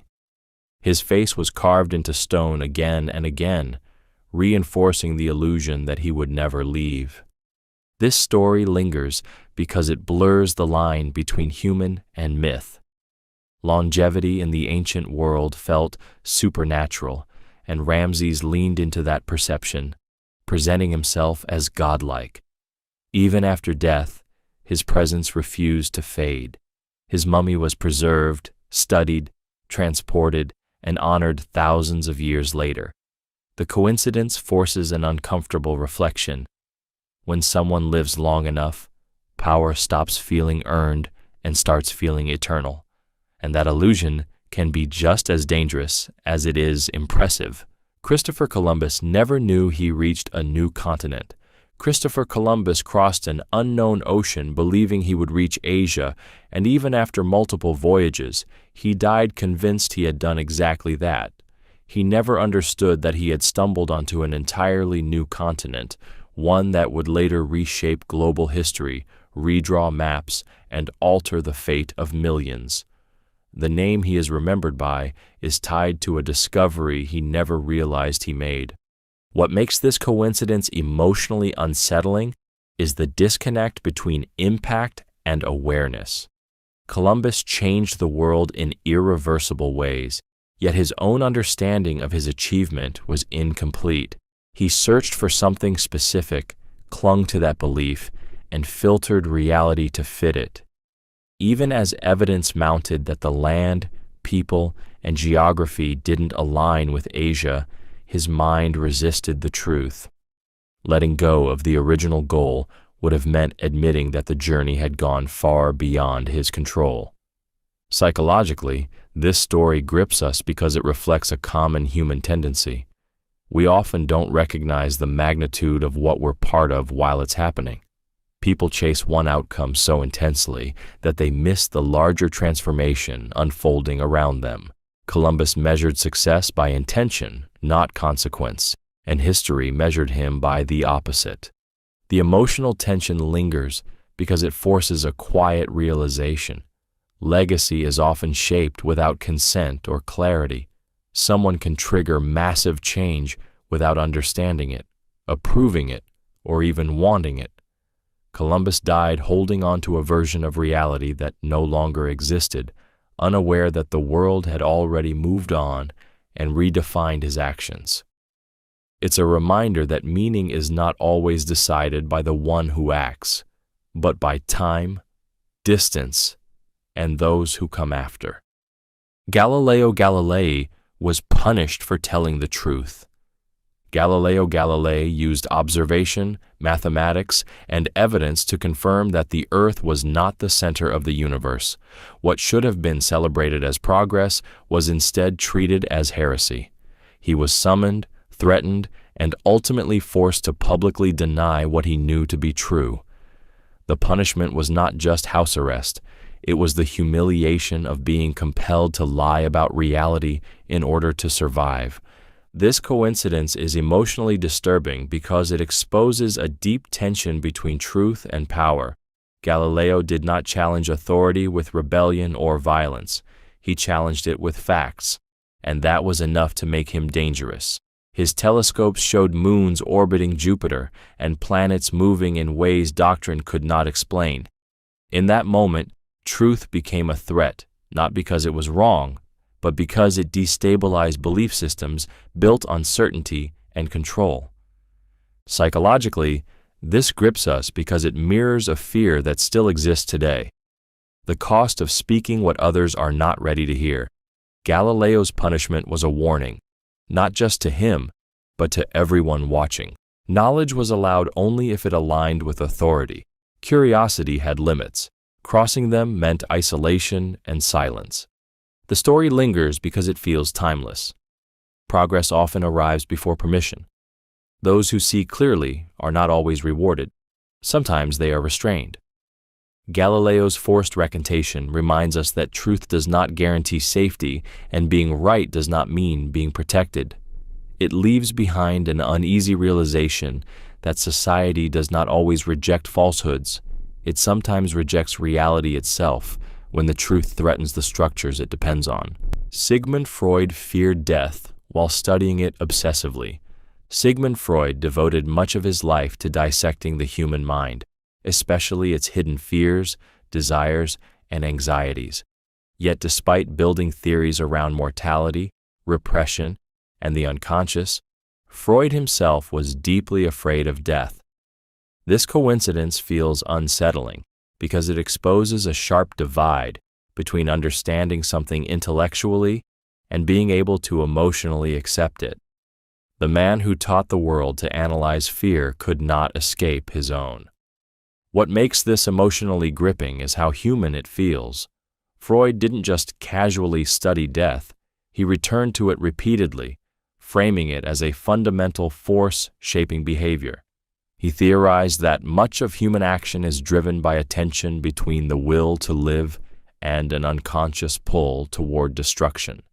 And yet, when faced with his own mortality, especially during his long battle with cancer, his writings revealed dread rather than detachment. Knowledge did not grant him peace. Psychologically, this coincidence hooks us because it challenges a comforting illusion that insight leads to control.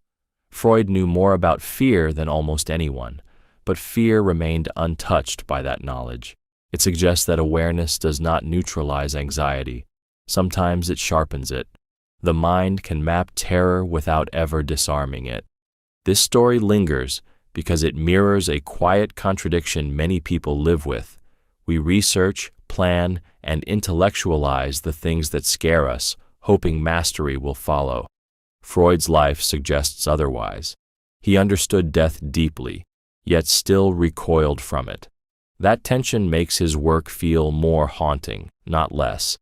It implies that no amount of analysis fully shields us from the most primal fear of all, and that even those who name it, categorize it, and study it relentlessly remain subject to its emotional gravity.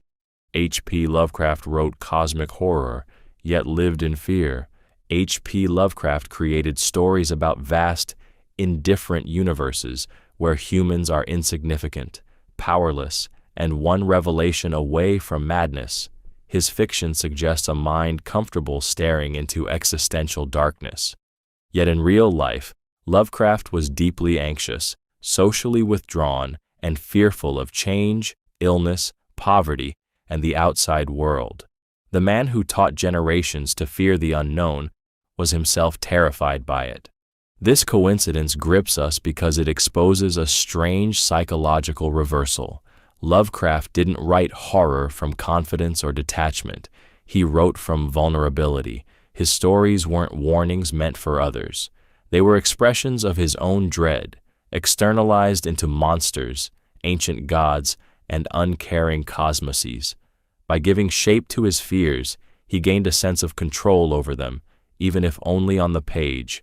Emotionally, this hooks us because many people recognize the pattern. Creativity often becomes a shelter for what we cannot confront directly. Lovecraft transformed anxiety into mythology, turning personal terror into something vast enough to share. Yet unlike many celebrated authors, he never lived to see his work appreciated. He died poor, isolated, and convinced he had failed, while the very fears he documented continued to resonate long after him. This story lingers because it challenges the idea that creators stand above their creations. Lovecraft wasn't immune to the horror he imagined. He was immersed in it. His legacy forces an uncomfortable thought. Sometimes art is not a sign of strength, but a coping mechanism. The monsters that haunt fiction are often reflections of the ones already living quietly inside the mind, shaping perception, behavior, and belief long before anyone else sees them. J.R.R. Tolkien turned war trauma into fantasy. J.R.R. Tolkien experienced the brutality of World War I firsthand, watching friends die, enduring constant fear, and surviving conditions that shattered entire generations. Instead of writing directly about trenches and gas attacks, he transformed that trauma into a vast fantasy world filled with dark landscapes, endless marches, corrupted power, and small figures carrying unbearable burdens. Middle-earth may look mythical, but its emotional weight was forged in real suffering. What makes this coincidence emotionally gripping is how pain was reshaped rather than erased. Tolkien didn't escape his trauma, he translated it. The desolation of Mordor reflects battlefields stripped of life. The quiet endurance of ordinary characters mirrors soldiers forced to keep moving despite exhaustion and terror. Evil in his stories is not glamorous.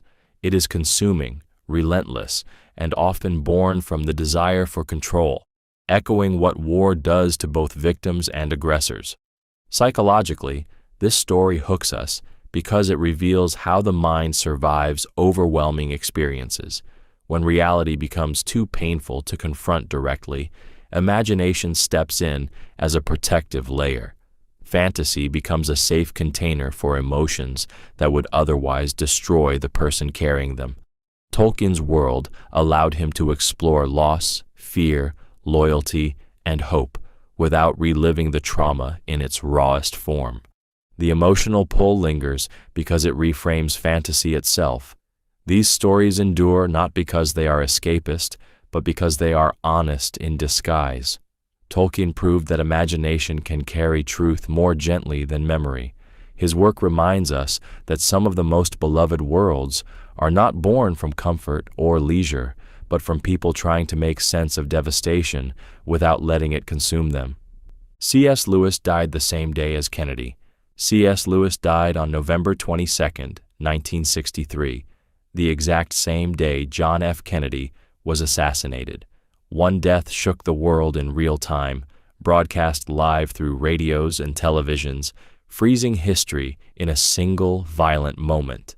The other passed almost unnoticed, quietly slipping into the background of global shock. Two lives ended on the same day, yet only one was truly seen. What makes this coincidence emotionally unsettling is the imbalance of attention. Kennedy's death was loud, public, and traumatic. Lewis's death was silent, private, and nearly invisible by comparison. A man who shaped the inner lives of millions through words, imagination, and faith was overshadowed by a single catastrophic event. It forces us to confront how collective focus works and how easily significance can be drowned out by spectacle. Psychologically, this grips us because it mirrors a fear many people carry. That meaning does not guarantee recognition. Lewis spent his life exploring morality, belief, doubt, and the unseen struggles of the human soul. Yet when he died, the world was too distracted to mourn him. History chose which death mattered more, not based on depth of impact, but on immediacy and shock. This coincidence lingers because it quietly questions how legacy is measured. Kennedy changed politics. Lewis changed minds and inner worlds. One death became a global wound. The other became a footnote discovered later. It reminds us that influence does not always announce itself, and that some of the most powerful lives end not with noise, but with silence, felt deeply by individuals, even when the world is looking elsewhere. Benjamin Franklin nearly died experimenting with lightning. Benjamin Franklin is remembered as a symbol of reason, curiosity, and scientific progress, yet one of his most famous experiments came dangerously close to killing him. While studying electricity, Franklin conducted experiments involving lightning at a time when almost nothing was understood about its behavior. A single miscalculation could have ended his life instantly. The irony is unsettling. A man trying to illuminate nature nearly erased himself in the process. What makes this coincidence emotionally gripping is how thin the line is between discovery and destruction. Lightning is raw, uncontrollable power, and Franklin approached it with little more than curiosity and courage. There were no safety protocols, no precedent, only a willingness to risk everything for understanding. That willingness feels admirable and terrifying at the same time. Progress, in this moment, demanded vulnerability.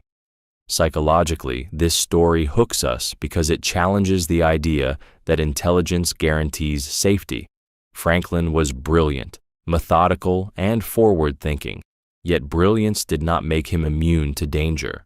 Knowledge often grows fastest at the edge of risk, where mistakes carry irreversible consequences. His survival feels less like certainty and more like luck. The story lingers because it reframes how we view innovation. We tend to celebrate breakthroughs without confronting the personal cost behind them.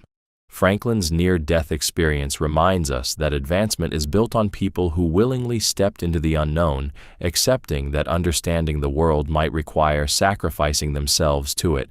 It leaves an unsettling thought behind. Many of the comforts we enjoy today exist only because someone once stood close enough to danger that survival was never guaranteed, and discovery was inseparable from mortality. Hernán Cortés toppled an empire with a tiny force. Hernán Cortés arrived in the Americas in 1519 with only a few hundred soldiers and somehow dismantled the vast Aztec Empire, a civilization of millions with advanced cities, armies, and political systems. On paper, this should have been impossible. Numbers alone say he should have been erased instantly. Yet within a few years, an empire that had dominated the region for centuries collapsed under the pressure of a force that barely registered as an invasion. What makes this coincidence emotionally disturbing is how little raw strength actually mattered. Cortés didn't win because he was stronger. He won because he understood fractures. He exploited internal resentment, manipulated belief systems, and weaponized fear and disease. The Aztecs were not defeated in a single moment of violence. they were slowly destabilized from within. This taps into a deep psychological discomfort. The realization that massive systems can fall not from overwhelming force, but from targeted disruption. This story hooks us because it mirrors how power collapses in human life. Relationships, institutions, and identities rarely fall apart all at once. They erode. Cortés understood perception better than numbers. To some, he appeared godlike. To others, he appeared as a means of revenge. That ambiguity allowed him to move through the empire like a crack spreading through glass. The coincidence lingers because it challenges a comforting belief that size and strength guarantee survival. The Aztec Empire was vast, confident, and deeply rooted, yet it underestimated how fragile complexity can be. Cortés' victory wasn't just military, it was psychological. It reminds us that systems often fall not when they are weakest, but when they believe they are untouchable, and fail to recognize how small forces, applied precisely, can undo everything they thought was permanent. Nostradamus left predictions still argued over centuries later. Nostradamus wrote his predictions in the 16th century using cryptic language, symbolism, and fragmented verses that were deliberately difficult to interpret. Centuries later, people still argue over whether he predicted wars, assassinations, pandemics, and global disasters. What makes this coincidence unsettling is not just that his writings survived, but that every generation seems able to find itself reflected in them. Emotionally, this grips us because his prophecies feel unfinished, as if they are waiting for events to give them meaning. Nostradamus rarely named names or dates. Instead, he described chaos, fire, suffering, and power shifts in vague but evocative terms. That ambiguity is exactly what gives his work its power. The human mind is wired to complete patterns, especially when fear is involved. When something terrible happens, people instinctively search backward for signs that it was foretold, and Nostradamus provides a ready-made mirror. Psychologically, this story hooks us because it exposes how deeply humans want reassurance that events are not random. If disasters were predicted, then maybe they were inevitable, and inevitability feels less frightening than meaninglessness. His verses offer a strange comfort, the idea that someone, somewhere, saw it coming. Even skepticism doesn't fully dissolve the unease, because doubt still keeps the conversation alive. The emotional tension lingers because Nostradamus never clarifies anything. His predictions don't expire, don't resolve, and don't close. They remain open-ended, reshaped by whoever reads them next. That makes them feel alive, constantly reborn through interpretation. The unsettling truth is that his work may say less about the future and more about us, our fears, our need for narrative, and our habit of finding destiny in hindsight when uncertainty becomes too heavy to bear. History keeps repeating itself because human nature doesn't change. History often feels like a long chain of unique events, each shaped by its own era, technology, and culture.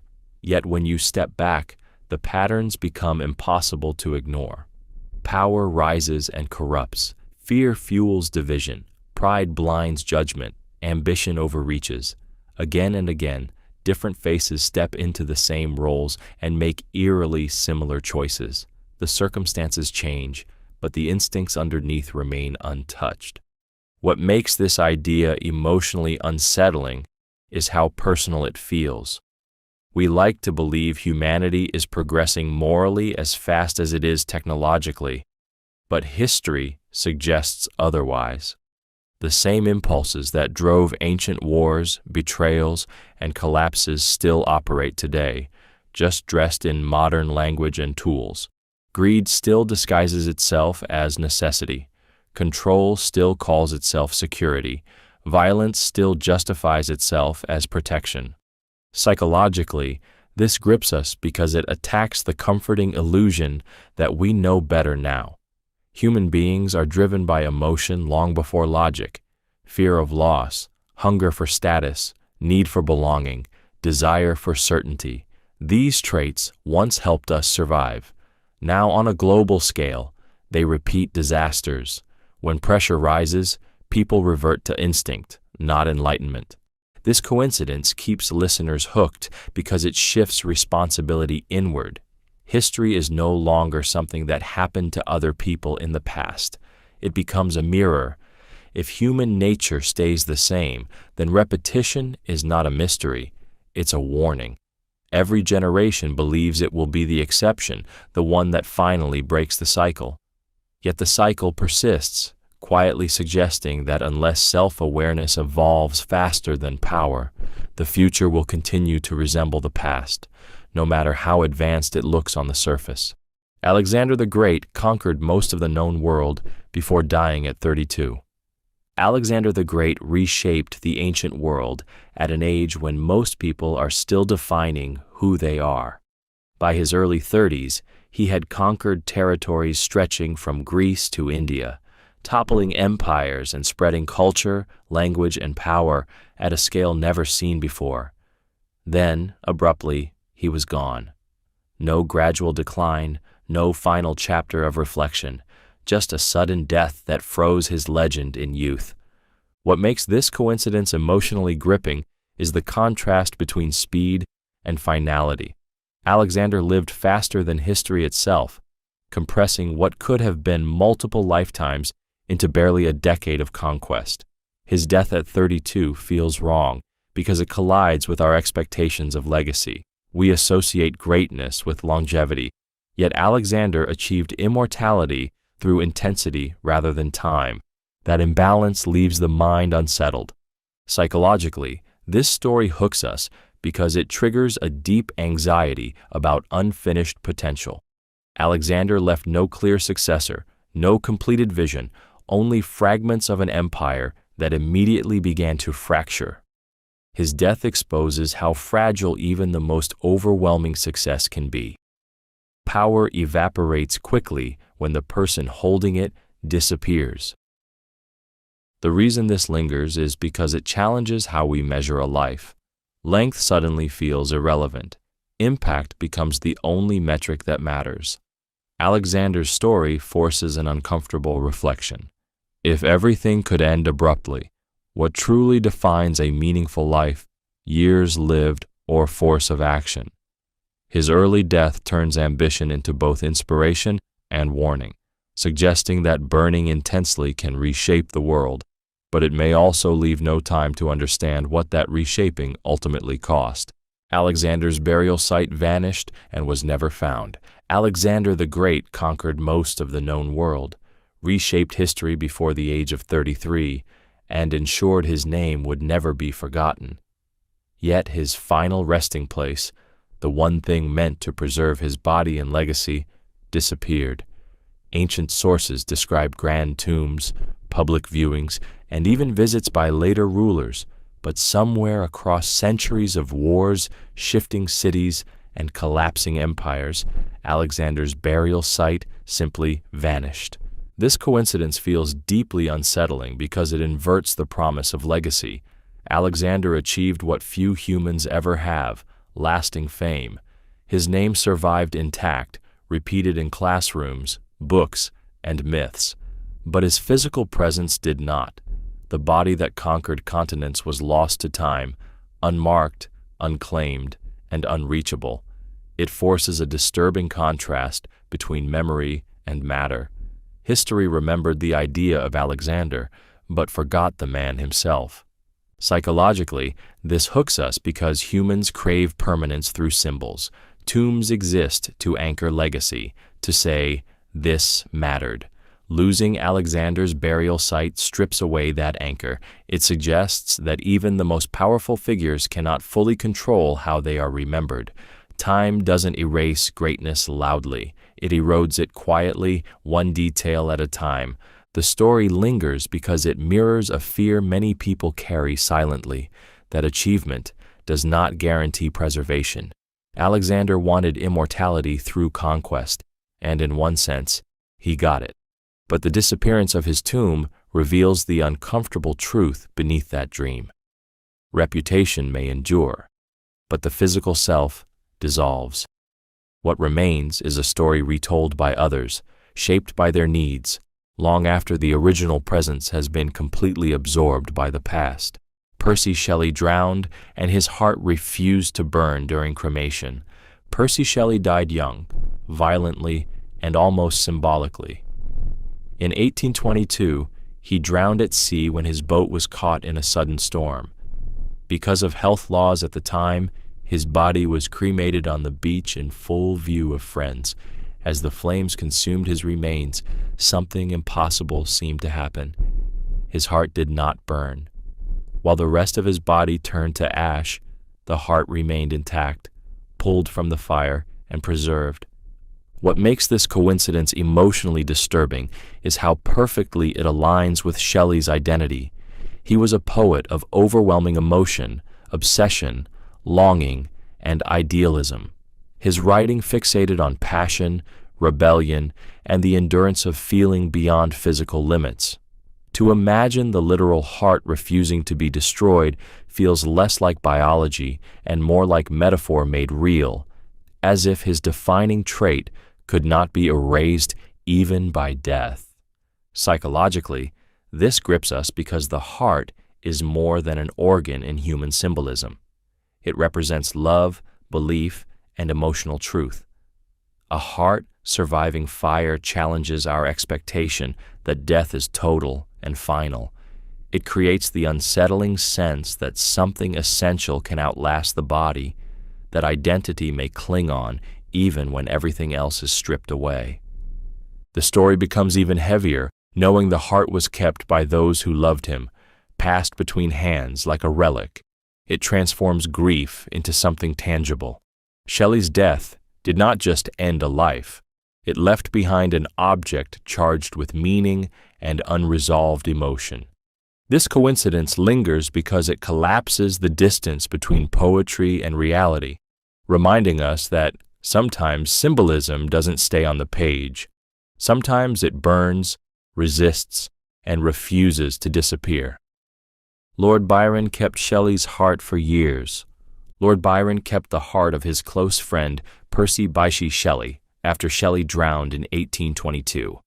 When Shelley's body was cremated on the beach, his heart did not burn.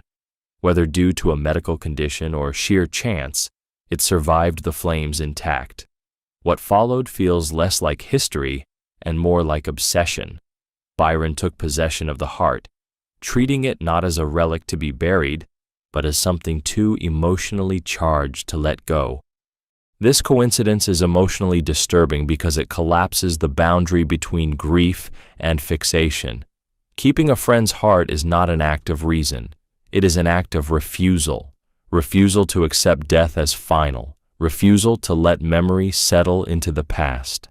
Byron was known for intensity in both love and loss, and the heart became a physical anchor for emotions that had nowhere else to go. It turned mourning into possession. Psychologically, this grips us because it reveals how attachment can override social and moral norms. When loss is sudden and overwhelming, the mind looks for something tangible to hold on to. A body part becomes a symbol of connection, identity, and permanence. The heart, long associated with emotion and essence, made the loss feel contained, almost manageable. The story lingers because it forces an uncomfortable question about how far grief can go before it becomes something darker. Byron wasn't preserving a scientific specimen. He was preserving meaning. Shelley's heart later passed through other hands, wrapped in poems, hidden in drawers, becoming a secret artifact of unresolved love and sorrow.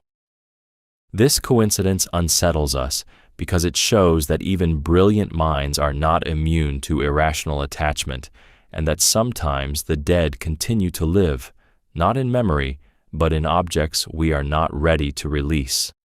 Edwin Booth saved Lincoln's son months before his brother killed Lincoln. Edwin Booth once pulled a young man back from the edge of a moving train platform, saving him from certain death. The man he saved was Robert Todd Lincoln, the son of Abraham Lincoln. Months later, Edwin's brother, John Wilkes Booth, would assassinate that same president. The symmetry of this coincidence is almost unbearable, one brother preserving a Lincoln life while the other destroyed one. What makes this emotionally gripping is how it exposes the randomness of moral alignment.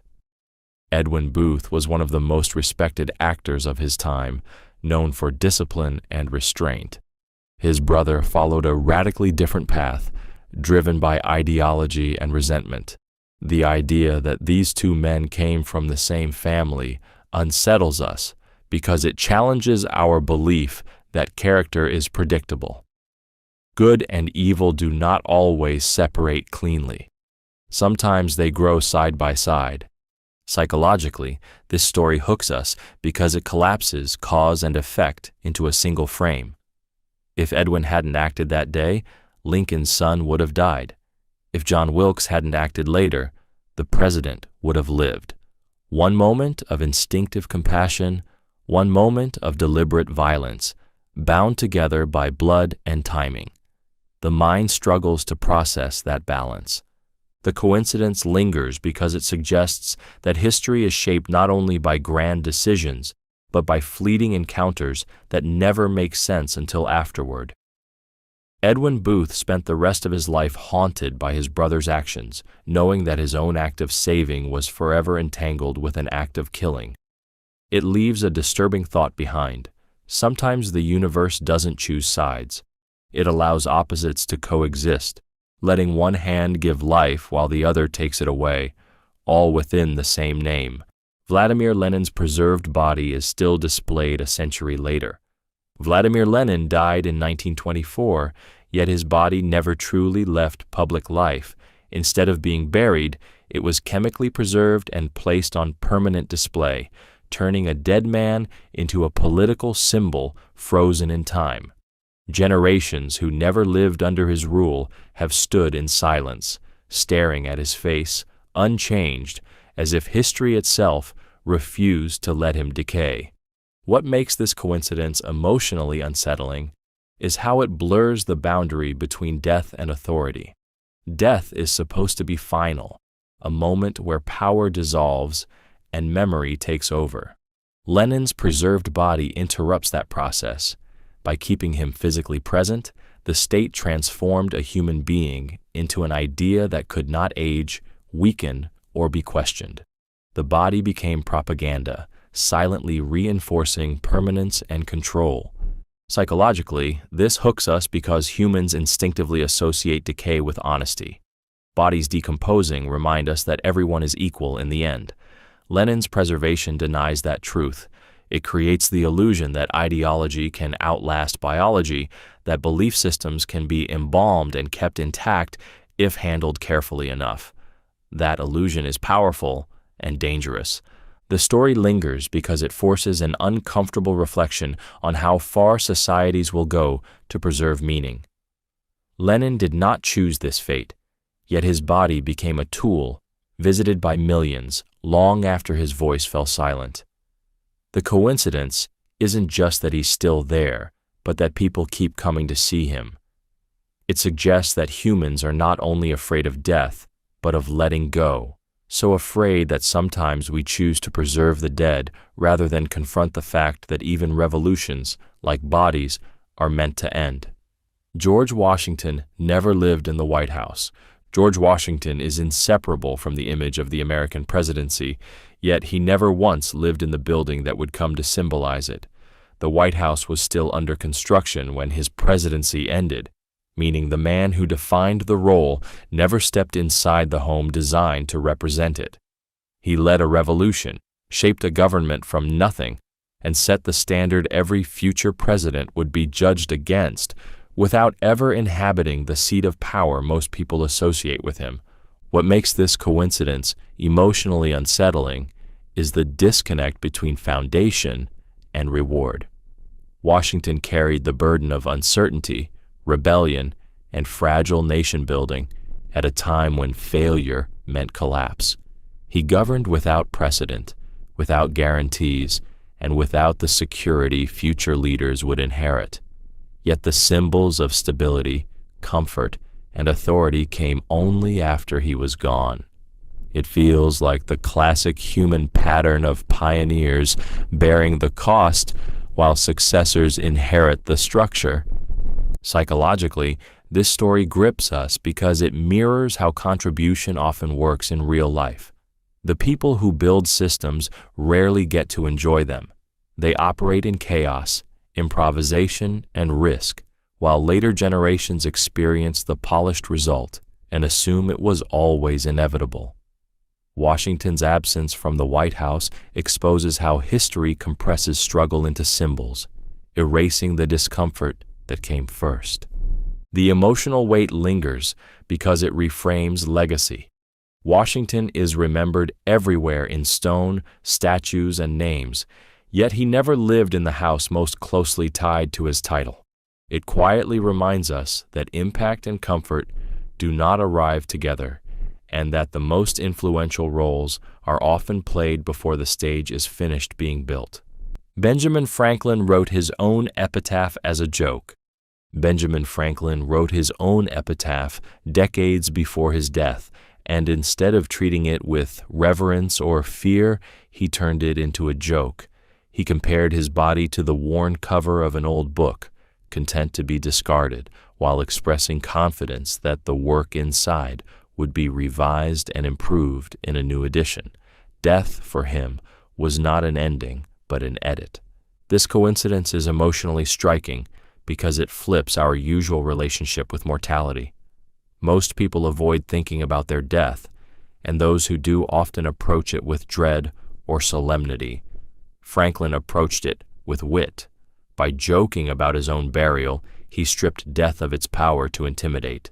Humor became a form of control, a way to stare at the inevitable without flinching. Psychologically, this grips us because it reveals how intelligence can reframe fear. Franklin didn't deny death. He acknowledged decay, impermanence, and the fragility of the body, but by casting it as a temporary binding for ideas, he shifted value away from flesh and toward contribution. The joke wasn't shallow. It was a quiet philosophy. That meaning outlives matter. This coincidence lingers because it feels both comforting and unsettling. Comforting because it suggests death doesn't erase impact. Unsettling because it challenges us to ask what, if anything, we leave behind worth reprinting. Franklin's epitaph endures not because it is funny, but because it models a rare psychological freedom. When someone can joke about their own end, it reveals a mind that has already made peace with impermanence, and in doing so, robbed death of its final word. Hernán Cortés destroyed ships to stop his men from retreating. Hernán Cortés made a decision so extreme it still unsettles people centuries later. After landing in Mexico, vastly outnumbered and deep in hostile territory, he ordered his own ships destroyed. There would be no retreat, no escape, no return home. By removing every possible way back, he forced his men to confront a single reality. Survival now depended entirely on moving forward. What makes this coincidence emotionally gripping is how brutally it mirrors moments people face in their own lives, stripped of options. Cortés understood something unsettling about human psychology. As long as escape exists, commitment is fragile. Fear looks for exits. By destroying the ships, he didn't just eliminate retreat, he rewired motivation. The men were no longer choosing to advance. They had to. Courage became mandatory, not optional. Psychologically, this story hooks us because it reveals how often hesitation is fueled by safety nets. When alternatives disappear, the mind shifts. Panic turns into focus. Doubt turns into action. Cortés engineered a situation where fear could no longer paralyze because there was nowhere for it to run. That realization is uncomfortable because it suggests that clarity often comes only after choice is removed. The reason this lingers is because it reframes control. Cortés didn't dominate his men through strength alone, but through inevitability. He understood that humans perform differently when consequences are absolute. The story forces an unsettling reflection. How many times do people stall, not because they lack ability, but because they've left themselves an escape? Cortez burned ships symbolize a terrifying truth, that sometimes progress only begins when turning back is no longer possible, and commitment is enforced by the absence of mercy, not the presence of hope. Genghis Khan's burial was hidden by killing witnesses. Genghis Khan conquered more land than any individual in history, reshaping continents through sheer force of will. Yet, when he died, his empire ensured that no one would ever know where he was buried. According to historical accounts, those who carried his body to its resting place were killed to protect the secret, and the soldiers who carried out the killings were themselves executed. The goal was absolute erasure of the location, leaving no marker, no tomb, no place for enemies or followers to gather. What makes this coincidence so disturbing is the extreme commitment to disappearance. Burial is usually about remembrance, honor, and closure. In this case, it was about silence. Genghis Khan ruled through fear, and even in death, fear remained part of his legacy. The act of killing witnesses wasn't just practical, it was symbolic. His power did not end with his life, it extended beyond it, enforcing obedience even after his body was gone. Psychologically, this hooks us because it reverses our expectations of legacy. Most leaders want monuments. Khan wanted absence. By hiding his burial completely, he denied history a physical anchor, forcing memory to exist without a place. That absence magnifies his presence. The mystery keeps him alive in imagination far longer than a grave ever could. This story lingers because it touches a primal tension between control and surrender. Death strips away authority, yet Khan's followers attempted to control even that. The secrecy suggests an understanding that bodies can become symbols, and symbols can weaken or distort power. By erasing the body's location, they preserved the myth. It leaves us with an unsettling realization. Sometimes the most powerful legacy is not what is shown, but what is deliberately hidden forever. King Umberto I met his exact double days before being assassinated. Umberto I of Italy once sat down to dinner with a man who appeared to be his mirror in every disturbing sense. The two men looked identical, shared the same name, were born in the same town on the same day, and had wives with the same name. Even their professions oddly overlapped in symbolism. The meeting unsettled everyone present, but it ended as a strange anecdote, until days later, when the king was assassinated, and news arrived that his double had also died that same day. What makes this coincidence emotionally chilling is how completely it erases the comfort of uniqueness. Identity is something we cling to for stability. The idea that another person could exist with the same face, name, origin, and life details feels like reality malfunctioning. It introduces the unsettling thought that individuality may be thinner than we believe, that lives can overlap in ways that feel scripted rather than lived. Psychologically, this grips us because doubles tap into a primal fear: replacement. Seeing yourself reflected outside your body destabilizes the sense of control and continuity. For a king whose power depends on singularity and authority, encountering a living replica is especially disturbing. It quietly suggests that even the most powerful roles are interchangeable. The emotional tension deepens when both lives end almost simultaneously. It feels less like coincidence and more like symmetry taken too far, as if the universe corrected something it had duplicated. The story lingers because it resists explanation. There is no lesson wrapped neatly inside it, no logic to lean on. It leaves behind a haunting impression that sometimes reality mirrors itself not to teach, but to unsettle. and that even fate may have reflections we never see coming. Napoleon Bonaparte survived dozens of assassination attempts. Napoleon Bonaparte lived under constant threat, yet death seemed to miss him again and again. Throughout his rise and reign, there were plots involving bombs, poison, gunmen, and conspiracies from both enemies and former allies. Some attempts failed by seconds. Others collapsed due to mistakes, bad timing, or sheer chance.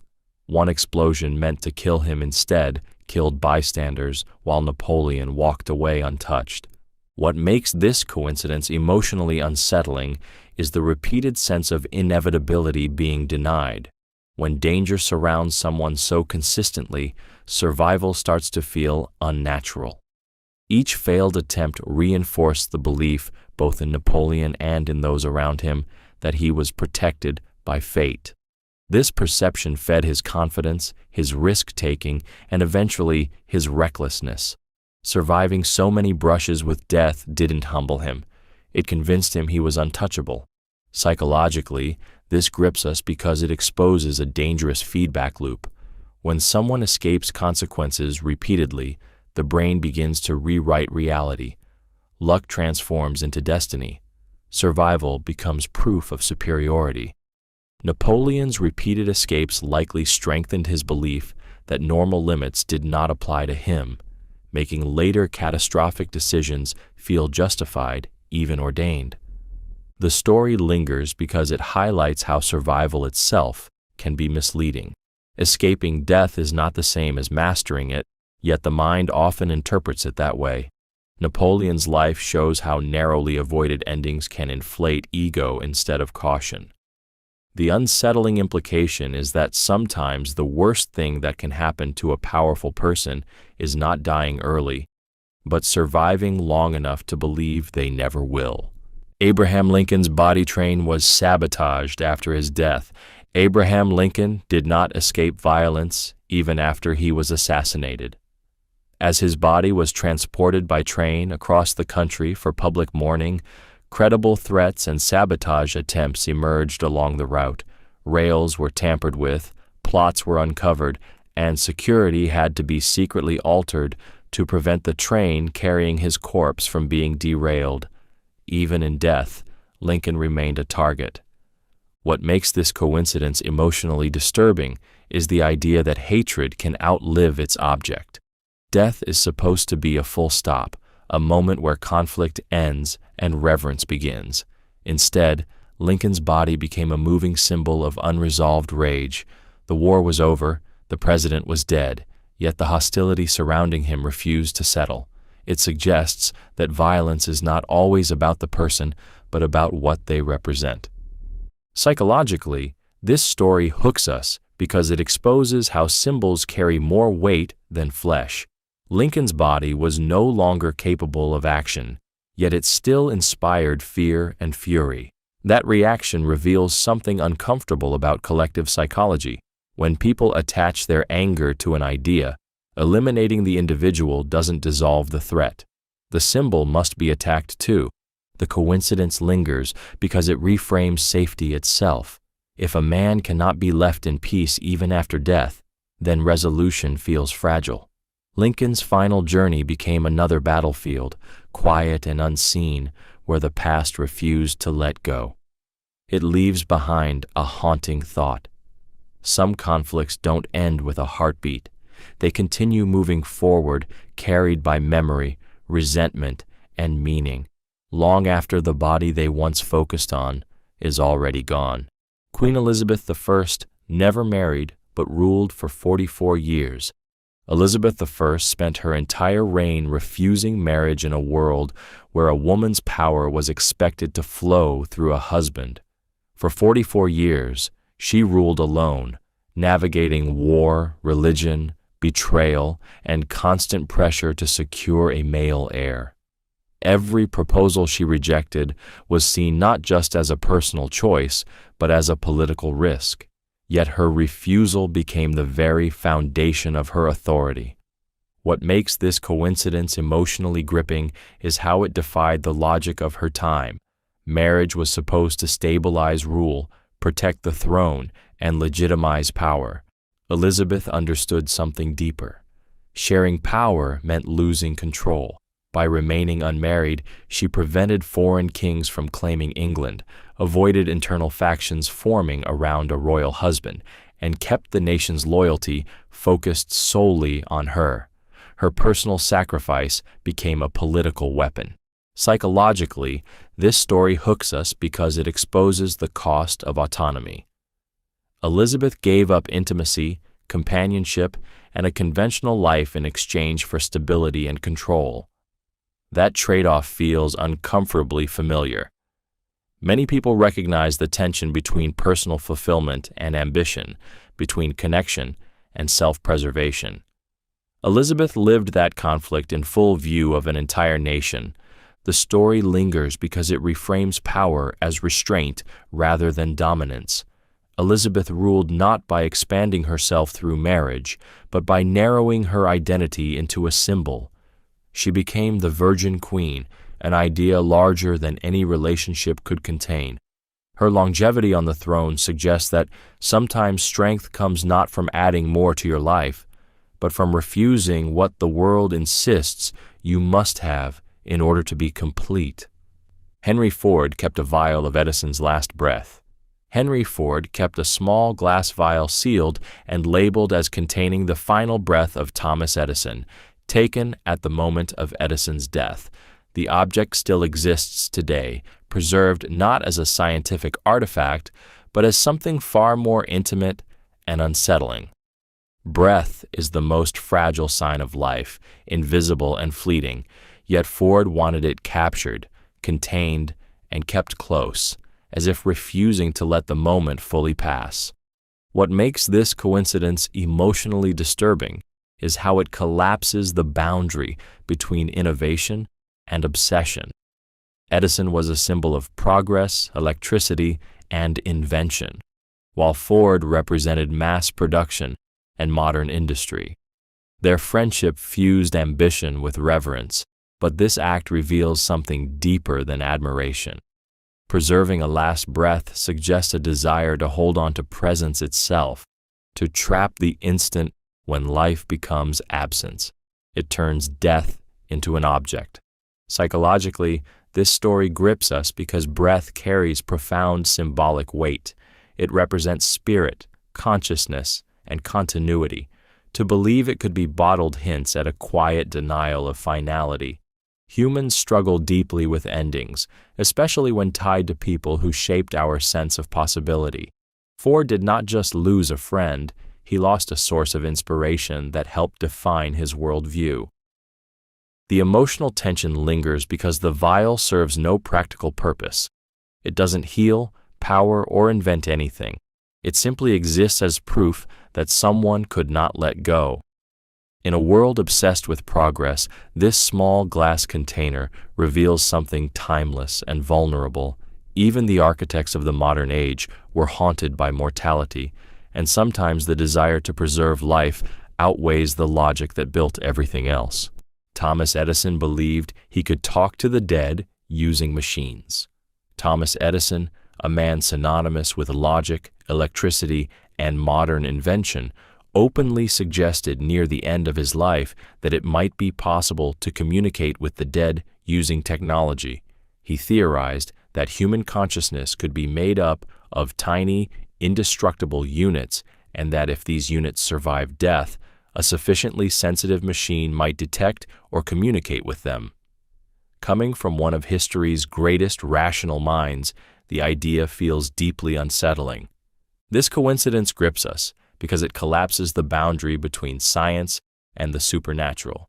We expect spiritual curiosity from mystics, not from the architect of the modern age. Edison spent his life proving that unseen forces could be harnessed, electricity, sound waves, light, and that history makes his belief feel less absurd than it initially sounds. If invisible forces could be turned into voices and light, why not consciousness itself? Psychologically, this story hooks us because it reveals a universal human tension. Even the most analytical minds are not immune to the fear of disappearance. Edison was not chasing ghosts for entertainment. He was confronting mortality using the only language he trusted: machines. Technology became a coping mechanism, a way to negotiate with death without surrendering to faith. The coincidence lingers because it reframes invention as something more intimate than progress. Edison wasn't just trying to build the future. He was trying to reach beyond the end. The idea that one of the fathers of modern science still hoped for proof of continuation reminds us that no amount of knowledge fully silences the fear of extinction. At some point, even the most brilliant minds look at death and ask the same question everyone does: is this really the end? Nikola Tesla claimed to receive signals from outer space. Nikola Tesla believed that during his experiments with radio waves and electromagnetic signals, he intercepted transmissions that did not originate from Earth. He openly suggested that these signals might be coming from intelligent life beyond our planet. At the time, this claim pushed him from the edge of genius into the territory many dismissed as delusion. What makes this coincidence unsettling is how closely his ideas brush against questions science still hasn't answered. Emotionally, this grips us because Tesla occupied a space where imagination and innovation overlapped. He was often decades ahead of his era, envisioning technologies the world would only understand long after his death. When someone like that claims to hear something no one else can, it creates discomfort. We're forced to ask whether the boundary between insight and instability is thinner than we like to believe. Psychologically, this story hooks us because it mirrors a common fear surrounding brilliance, that seeing too far ahead isolates you. Tesla worked alone, thought alone, and eventually lived alone. In that isolation, his mind became both a laboratory and an echo chamber. The idea that he might have detected something real, but lacked the tools or language to prove it, is deeply unsettling. History is full of discoveries initially labeled impossible. The coincidence lingers because modern science has since confirmed that the universe is filled with signals, radiation, and frequencies once unimaginable. While there is no proof Tesla heard extraterrestrial communication, the fact that his claim is no longer absurd keeps the story alive. It suggests a haunting possibility that sometimes people don't hear voices because they're losing touch with reality, but because they're listening to something the rest of the world hasn't learned how to detect yet. Hedy Lamarr helped invent technology used in Wi-Fi.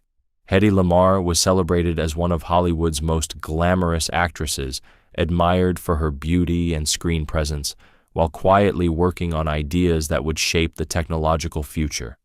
During World War II, she co-invented a frequency-hopping communication system designed to prevent enemy forces from jamming radio-controlled torpedoes.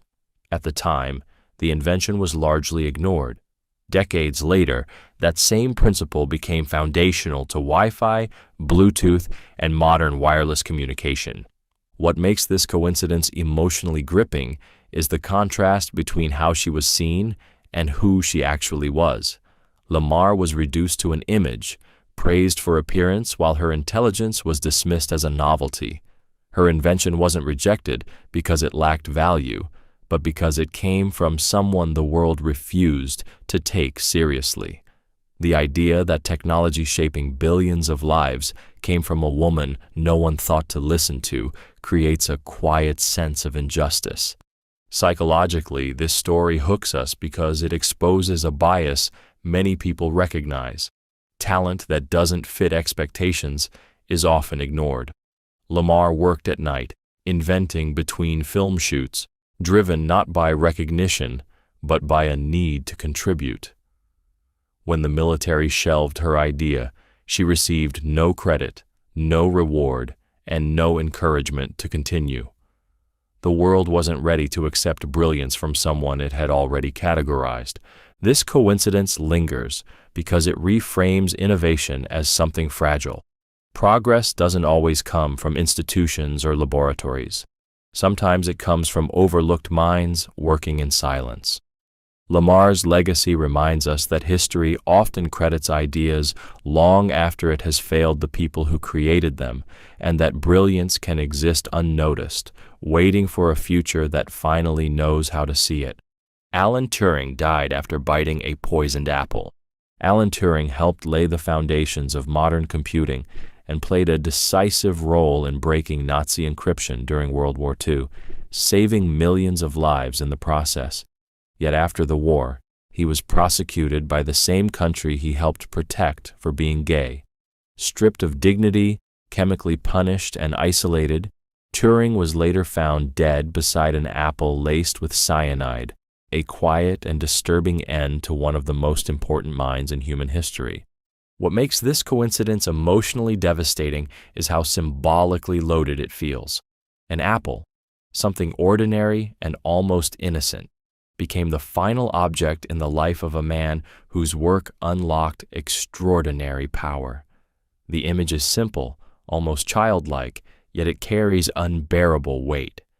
It feels cruelly poetic, as if something pure was turned lethal, mirroring how Turing himself was treated, celebrated in secret, condemned in public. Psychologically, this story grips us because it exposes the violence of rejection. Turing was not destroyed by failure or ignorance, but by humiliation and exclusion. The mind that could see patterns no one else could was crushed by a society unwilling to accept difference. When someone is forced to deny their identity, the damage does not stay external. It turns inward, slowly, quietly. The emotional tension lingers because recognition came too late. Apologies, pardons, and honors arrived after his death, unable to reach the person who needed them most. Turing's end forces an uncomfortable reflection. Intelligence and contribution do not guarantee protection, and progress does not always mean compassion. Sometimes the future is built on the backs of people it refuses to save, leaving behind a story that feels less like history and more like a wound that never fully closes. Turing's work secretly saved millions during World War II. Alan Turing fought World War II without a uniform, without a battlefield, and without public recognition. While bombs fell and soldiers died, Turing worked in silence, breaking Nazi encryption codes that were believed to be uncrackable. His work at Bletchley Park allowed the Allies to intercept enemy plans, reroute ships away from ambushes, and shorten the war by years. Millions of lives were spared, yet the world was never told. What makes this coincidence emotionally unsettling is the invisibility of the impact. History tends to glorify visible sacrifice, soldiers, generals, victories you can photograph.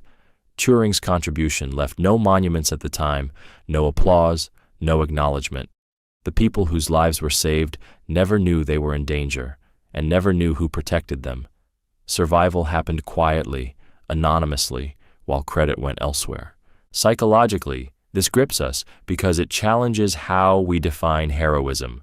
Turing endured isolation, secrecy, and immense pressure, knowing that failure meant catastrophe, yet success meant silence. His victories were measured not in celebrations, but in disasters that never happened. That kind of burden is uniquely heavy, carrying responsibility without recognition, knowing your work matters precisely because no one will notice it. The story lingers because of what followed. After the war, the same government that owed him everything prosecuted him, humiliated him, and erased him from public honor. The man who helped end the war was treated as disposable once peace returned. This coincidence leaves a haunting realization behind. Sometimes the people who save the most lives are not protected by the world they protect. Their legacy survives not through praise, but through absence. The absence of deaths, tragedies, and timelines that never came to be because one mind, working in silence, changed everything. Julius Caesar was stabbed 23 times, yet died from one wound. Julius Caesar was attacked by a group of conspirators who stabbed him 23 times in a coordinated act of betrayal. Yet according to historical accounts, only one of those wounds was actually fatal. The rest, while violent and deliberate, were not enough to kill him on their own. This coincidence feels deeply unsettling because it exposes how overwhelming force does not always equate to decisive impact. Emotionally, this grips us because it reframes betrayal. Caesar wasn't killed by a single enemy, but by many people he trusted, each delivering a blow that symbolized rejection rather than necessity. The fact that only one wound truly ended his life makes the others feel almost symbolic. Acts of fear, conformity, or desperation layered on top of a fate already sealed. It suggests that once momentum begins, people continue striking even after the outcome is inevitable. Psychologically, this story hooks us because it mirrors how group behavior overrides individual responsibility. In moments of collective action, especially violent ones, people often participate not because their action is needed, but because not acting feels more dangerous. Caesar's death shows how crowds can amplify cruelty without increasing effectiveness. One wound ended him, but 22 others were delivered anyway. The reason this lingers is because it challenges how we understand power and downfall. Caesar survived wars, rebellions, and enemies across continents, only to fall in a confined space surrounded by familiar faces. His death wasn't efficient. It was chaotic and excessive. That excess leaves behind an unsettling truth. History is often shaped not by precision, but by human fear, multiplying itself. Sometimes one decision seals a fate, and everything that follows is noise driven by panic, loyalty, and the instinct to follow what everyone else has already started. Pliny the Elder died trying to study a volcanic eruption. Pliny the Elder spent his life obsessively documenting the natural world, driven by a belief that knowledge was worth any personal cost. When Mount Vesuvius erupted in 79 CE, he didn't flee. Instead, he moved closer. As commander of the Roman fleet and a relentless scholar, Pliny sailed toward the eruption to observe it firsthand and to help evacuate others. He never returned. What makes this coincidence emotionally gripping is the alignment between his curiosity and his death. Pliny didn't die because he was careless or unaware. He died because he stayed true to who he was. His need to understand the world overpowered his instinct for self-preservation. The very trait that made him one of history's great naturalists also placed him directly in harm's way. That symmetry feels both noble and unsettling. Psychologically, this story hooks us because it highlights the danger of devotion. Curiosity is often celebrated as a virtue, but Pliny's death exposes its darker edge. There is a point where the desire to know more overrides the instinct to survive.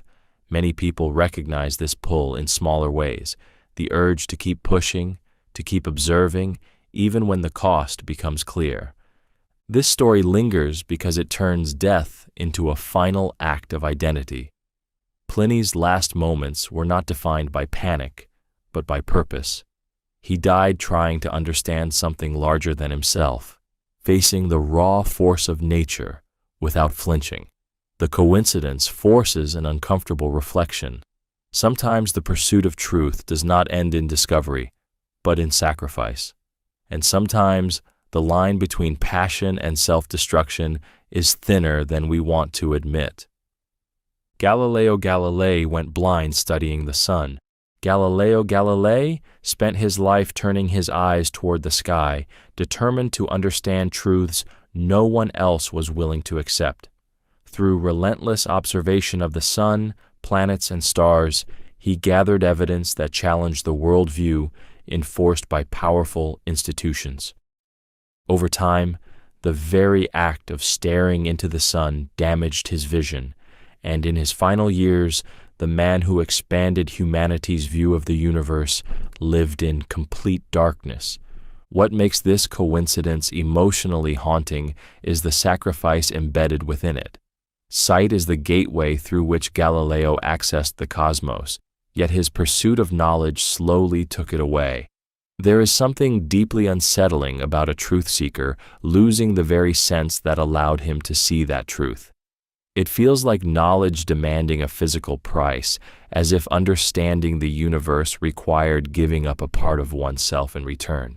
Psychologically, this story grips us because it reflects a common human pattern: obsession fueled by purpose. When someone believes deeply in a mission, limits fade. Galileo continued his work despite warnings, persecution, and physical strain. His mind was fixed on what mattered more than comfort or safety. The brain can override self-preservation when meaning is at stake, pushing the body beyond what it can endure. The emotional weight lingers because his blindness coincided with his silencing.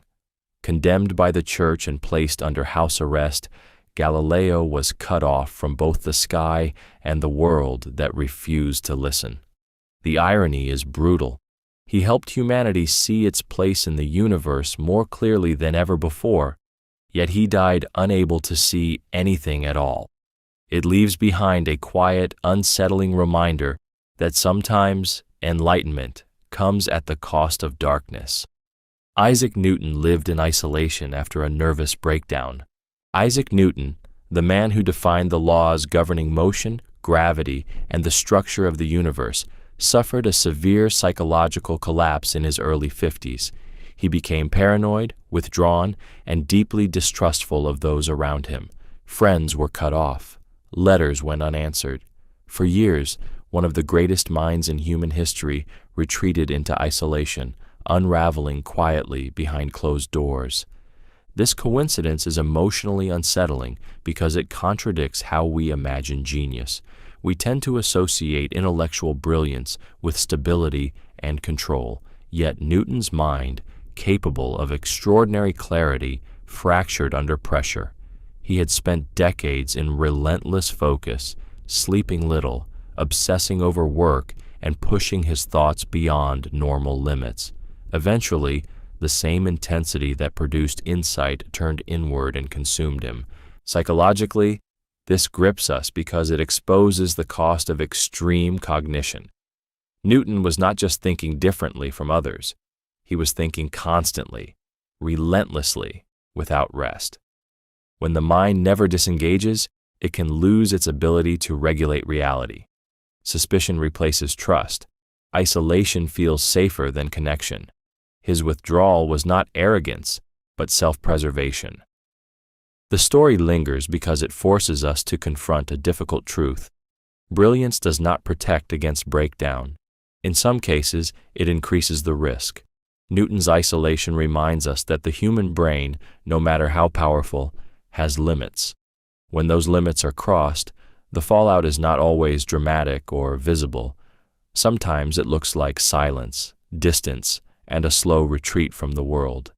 The coincidence feels haunting because it suggests that behind monumental discoveries may lie unseen personal costs, paid quietly by minds pushed further than they were ever meant to go. Charles Dickens survived a train crash and later wrote about it. Charles Dickens was traveling by train in 1865 when it derailed and plunged off a bridge, killing and injuring many passengers. Dickens survived, but the experience marked him deeply. He helped the wounded, moved through wreckage surrounded by death, and narrowly escaped himself. What makes this coincidence unsettling is that years later, echoes of that crash began appearing in his writing, as if the event had quietly embedded itself into his imagination. Emotionally, this grips us because trauma doesn't end when the body survives. Dickens never fully recovered psychologically. He suffered anxiety, nightmares, and an intense fear of travel afterward, yet he rarely spoke publicly about the incident. Instead, the experience resurfaced indirectly, transformed into scenes of chaos, dread, and sudden catastrophe in his fiction. The crash didn't just threaten his life, it rewired how he perceived danger and control. Psychologically, this story hooks us because it reveals how the mind processes survival. When something nearly kills us, it doesn't always announce itself as trauma. It hides, waiting for expression. For Dickens, writing became that outlet. His imagination turned lived horror into narrative, allowing him to revisit the moment safely, repeatedly, reshaping it into something he could manage. The coincidence lingers because it highlights how close experience and creation really are. Art often feels imaginative and detached, but here it was forged directly from fear. Dickens didn't invent catastrophe, he remembered it in disguise. The story unsettles us because it suggests that survival doesn't mean escape. Sometimes it means carrying the moment forward, allowing it to bleed quietly into the stories we tell, shaping them long after the danger itself has passed, lingering in the background like a train that never fully stopped. Dickens kept souvenirs from the dead. Charles Dickens was celebrated for his empathy, moral insight, and deep concern for human suffering, yet he carried a habit that feels quietly unsettling. After witnessing tragic events, including violent deaths and public executions, Dickens often kept physical mementos connected to them.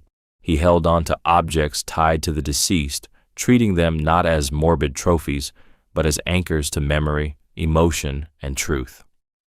What makes this coincidence emotionally gripping is the tension between compassion and obsession. Dickens was intensely sensitive to suffering. He felt other people's pain deeply, sometimes too deeply. Keeping souvenirs from the dead allowed him to preserve emotional proximity to events that shook him. These objects became proof that the suffering was real, that it mattered, and that it should not be forgotten.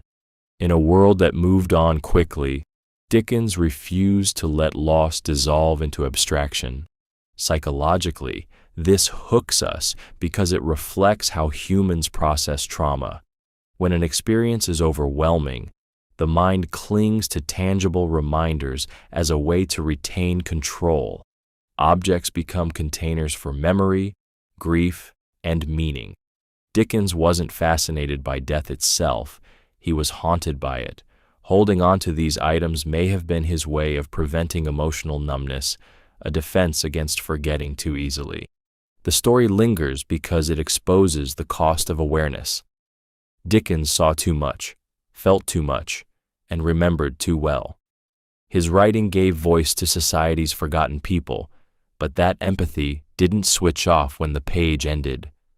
The souvenirs reveal a man unwilling to separate himself from the suffering he witnessed. They suggest that bearing witness leaves marks, and sometimes those marks take physical form, quietly carried forward by those who refuse to look away. H.P. Lovecraft never saw success during his lifetime. H.P. Lovecraft created entire cosmic mythologies that would later influence literature, film, games, and pop culture on a massive scale, yet he died believing he had failed. During his lifetime, his stories were largely ignored, underpaid, or dismissed as strange and unmarketable. He lived in poverty, constantly doubting his talent, surviving on small magazine checks while pouring his imagination into worlds that felt too vast for his era to understand. What makes this coincidence emotionally unsettling is the gap between influence and awareness. Lovecraft wrote about insignificance, about humans being tiny and powerless in an uncaring universe, and his own life reflected that belief with cruel precision. He never experienced validation, stability, or the sense that his work mattered. The horror he described wasn't just fictional monsters, but the fear of being unseen and irrelevant, a fear that followed him to his grave. Psychologically, this story grips us because it exposes a painful truth about recognition. Talent does not guarantee acceptance, especially when it challenges comfort or convention. Lovecraft's ideas were too bleak, too strange, too ahead of their time. The mind struggles with delayed reward, and when effort brings no reinforcement, it can hollow a person out from the inside. His anxiety, isolation, and declining health fed into one another, reinforcing the belief that obscurity was his destiny. The emotional weight lingers because success arrived only after he was gone. The world embraced his visions once he could no longer feel relief, pride, or security. His story forces a quiet, uncomfortable reflection. Some people give everything to the future and receive nothing in return while they are alive, leaving behind work that proves their worth only after it no longer matters to them. Lovecraft feared madness and died in poverty. H.P. Lovecraft spent his life writing about cosmic horror, fragile sanity, and minds collapsing under truths they were never meant to understand. Yet behind the fiction was a man deeply afraid that madness was not just a theme, but a personal destiny. He believed insanity ran in his family, watched loved ones deteriorate mentally, and lived with the constant anxiety that his own mind might eventually betray him. What makes this coincidence emotionally disturbing is how closely his fears aligned with his reality. Lovecraft lived in near constant isolation, struggled with illness, poverty, and depression, and never experienced real success during his lifetime. His stories were largely ignored or dismissed while he was alive. He died young, malnourished, in pain, and nearly forgotten, convinced he had failed both financially and creatively. The recognition came only after he was gone. Psychologically, this grips us because it blurs the line between imagination and self-awareness. Lovecraft didn't just invent horror, he articulated a worldview shaped by dread, insignificance, and the fear of losing control of one's mind. His cosmic monsters were not just creatures, but metaphors for internal collapse. Writing became both an outlet and a mirror, reflecting anxieties he could never fully escape. The story lingers because it exposes a cruel asymmetry in legacy. Lovecraft shaped an entire genre, influencing generations of writers, filmmakers, and artists, yet he never knew it. His fear was not that the universe was meaningless, but that he would disappear unnoticed within it. That fear came true in life and was undone only by history. The coincidence is haunting because it suggests that sometimes the people most afraid of being forgotten are the ones whose voices echo the longest, long after they are no longer here to hear it. Salvador Dali believed he was his dead brother reincarnated. Salvador Dali grew up knowing he was not the first child named Salvador in his family.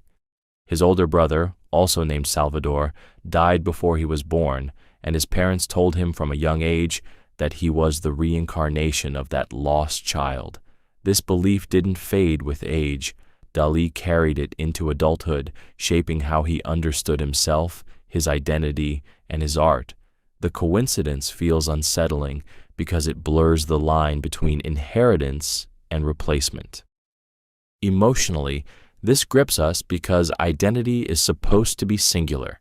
To grow up believing you exist as a continuation of someone else creates a fracture at the core of selfhood.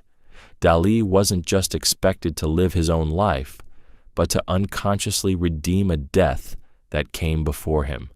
That psychological weight lingers beneath his surreal imagery, where distorted faces, doubles, and fragmented bodies appear again and again. Psychologically, this story hooks us because it highlights how early narratives become internal truths. When a child is told who they are before they can decide for themselves, that story doesn't disappear. It embeds itself into perception. Dali's obsession with duplication, mirrors, and dream logic can be seen as attempts to reconcile that split, being both himself and someone he never met. The coincidence lingers because it forces an uncomfortable reflection on how much of identity is chosen and how much is imposed. Dali didn't just paint the subconscious. He lived inside a paradox where his existence was defined by absence. The belief that he was a reincarnation may not have been literal truth, but emotionally it was real enough to shape a mind that would go on to redefine reality itself, forever questioning what it means to be original. Dalí designed his own coffin. Salvador Dalí spent his life blurring the line between reality and performance, and he refused to let that boundary return even in death. He personally designed his own coffin and chose to be buried beneath the floor of his museum, ensuring that visitors would literally walk over his body. For Dalí, death was not an ending to be handled by others. It was one final act of authorship. What makes this coincidence emotionally gripping is the absolute control it represents. Most people avoid thinking about their death, treating it as something distant, abstract, or frightening. Dalí confronted it directly and turned it into art. Designing his coffin wasn't morbid curiosity, it was a statement. He refused to become passive, even in death. The idea of surrendering his final image to chance was unacceptable to him. Psychologically, this hooks us because it exposes a tension we all feel but rarely admit. Death represents the ultimate loss of control.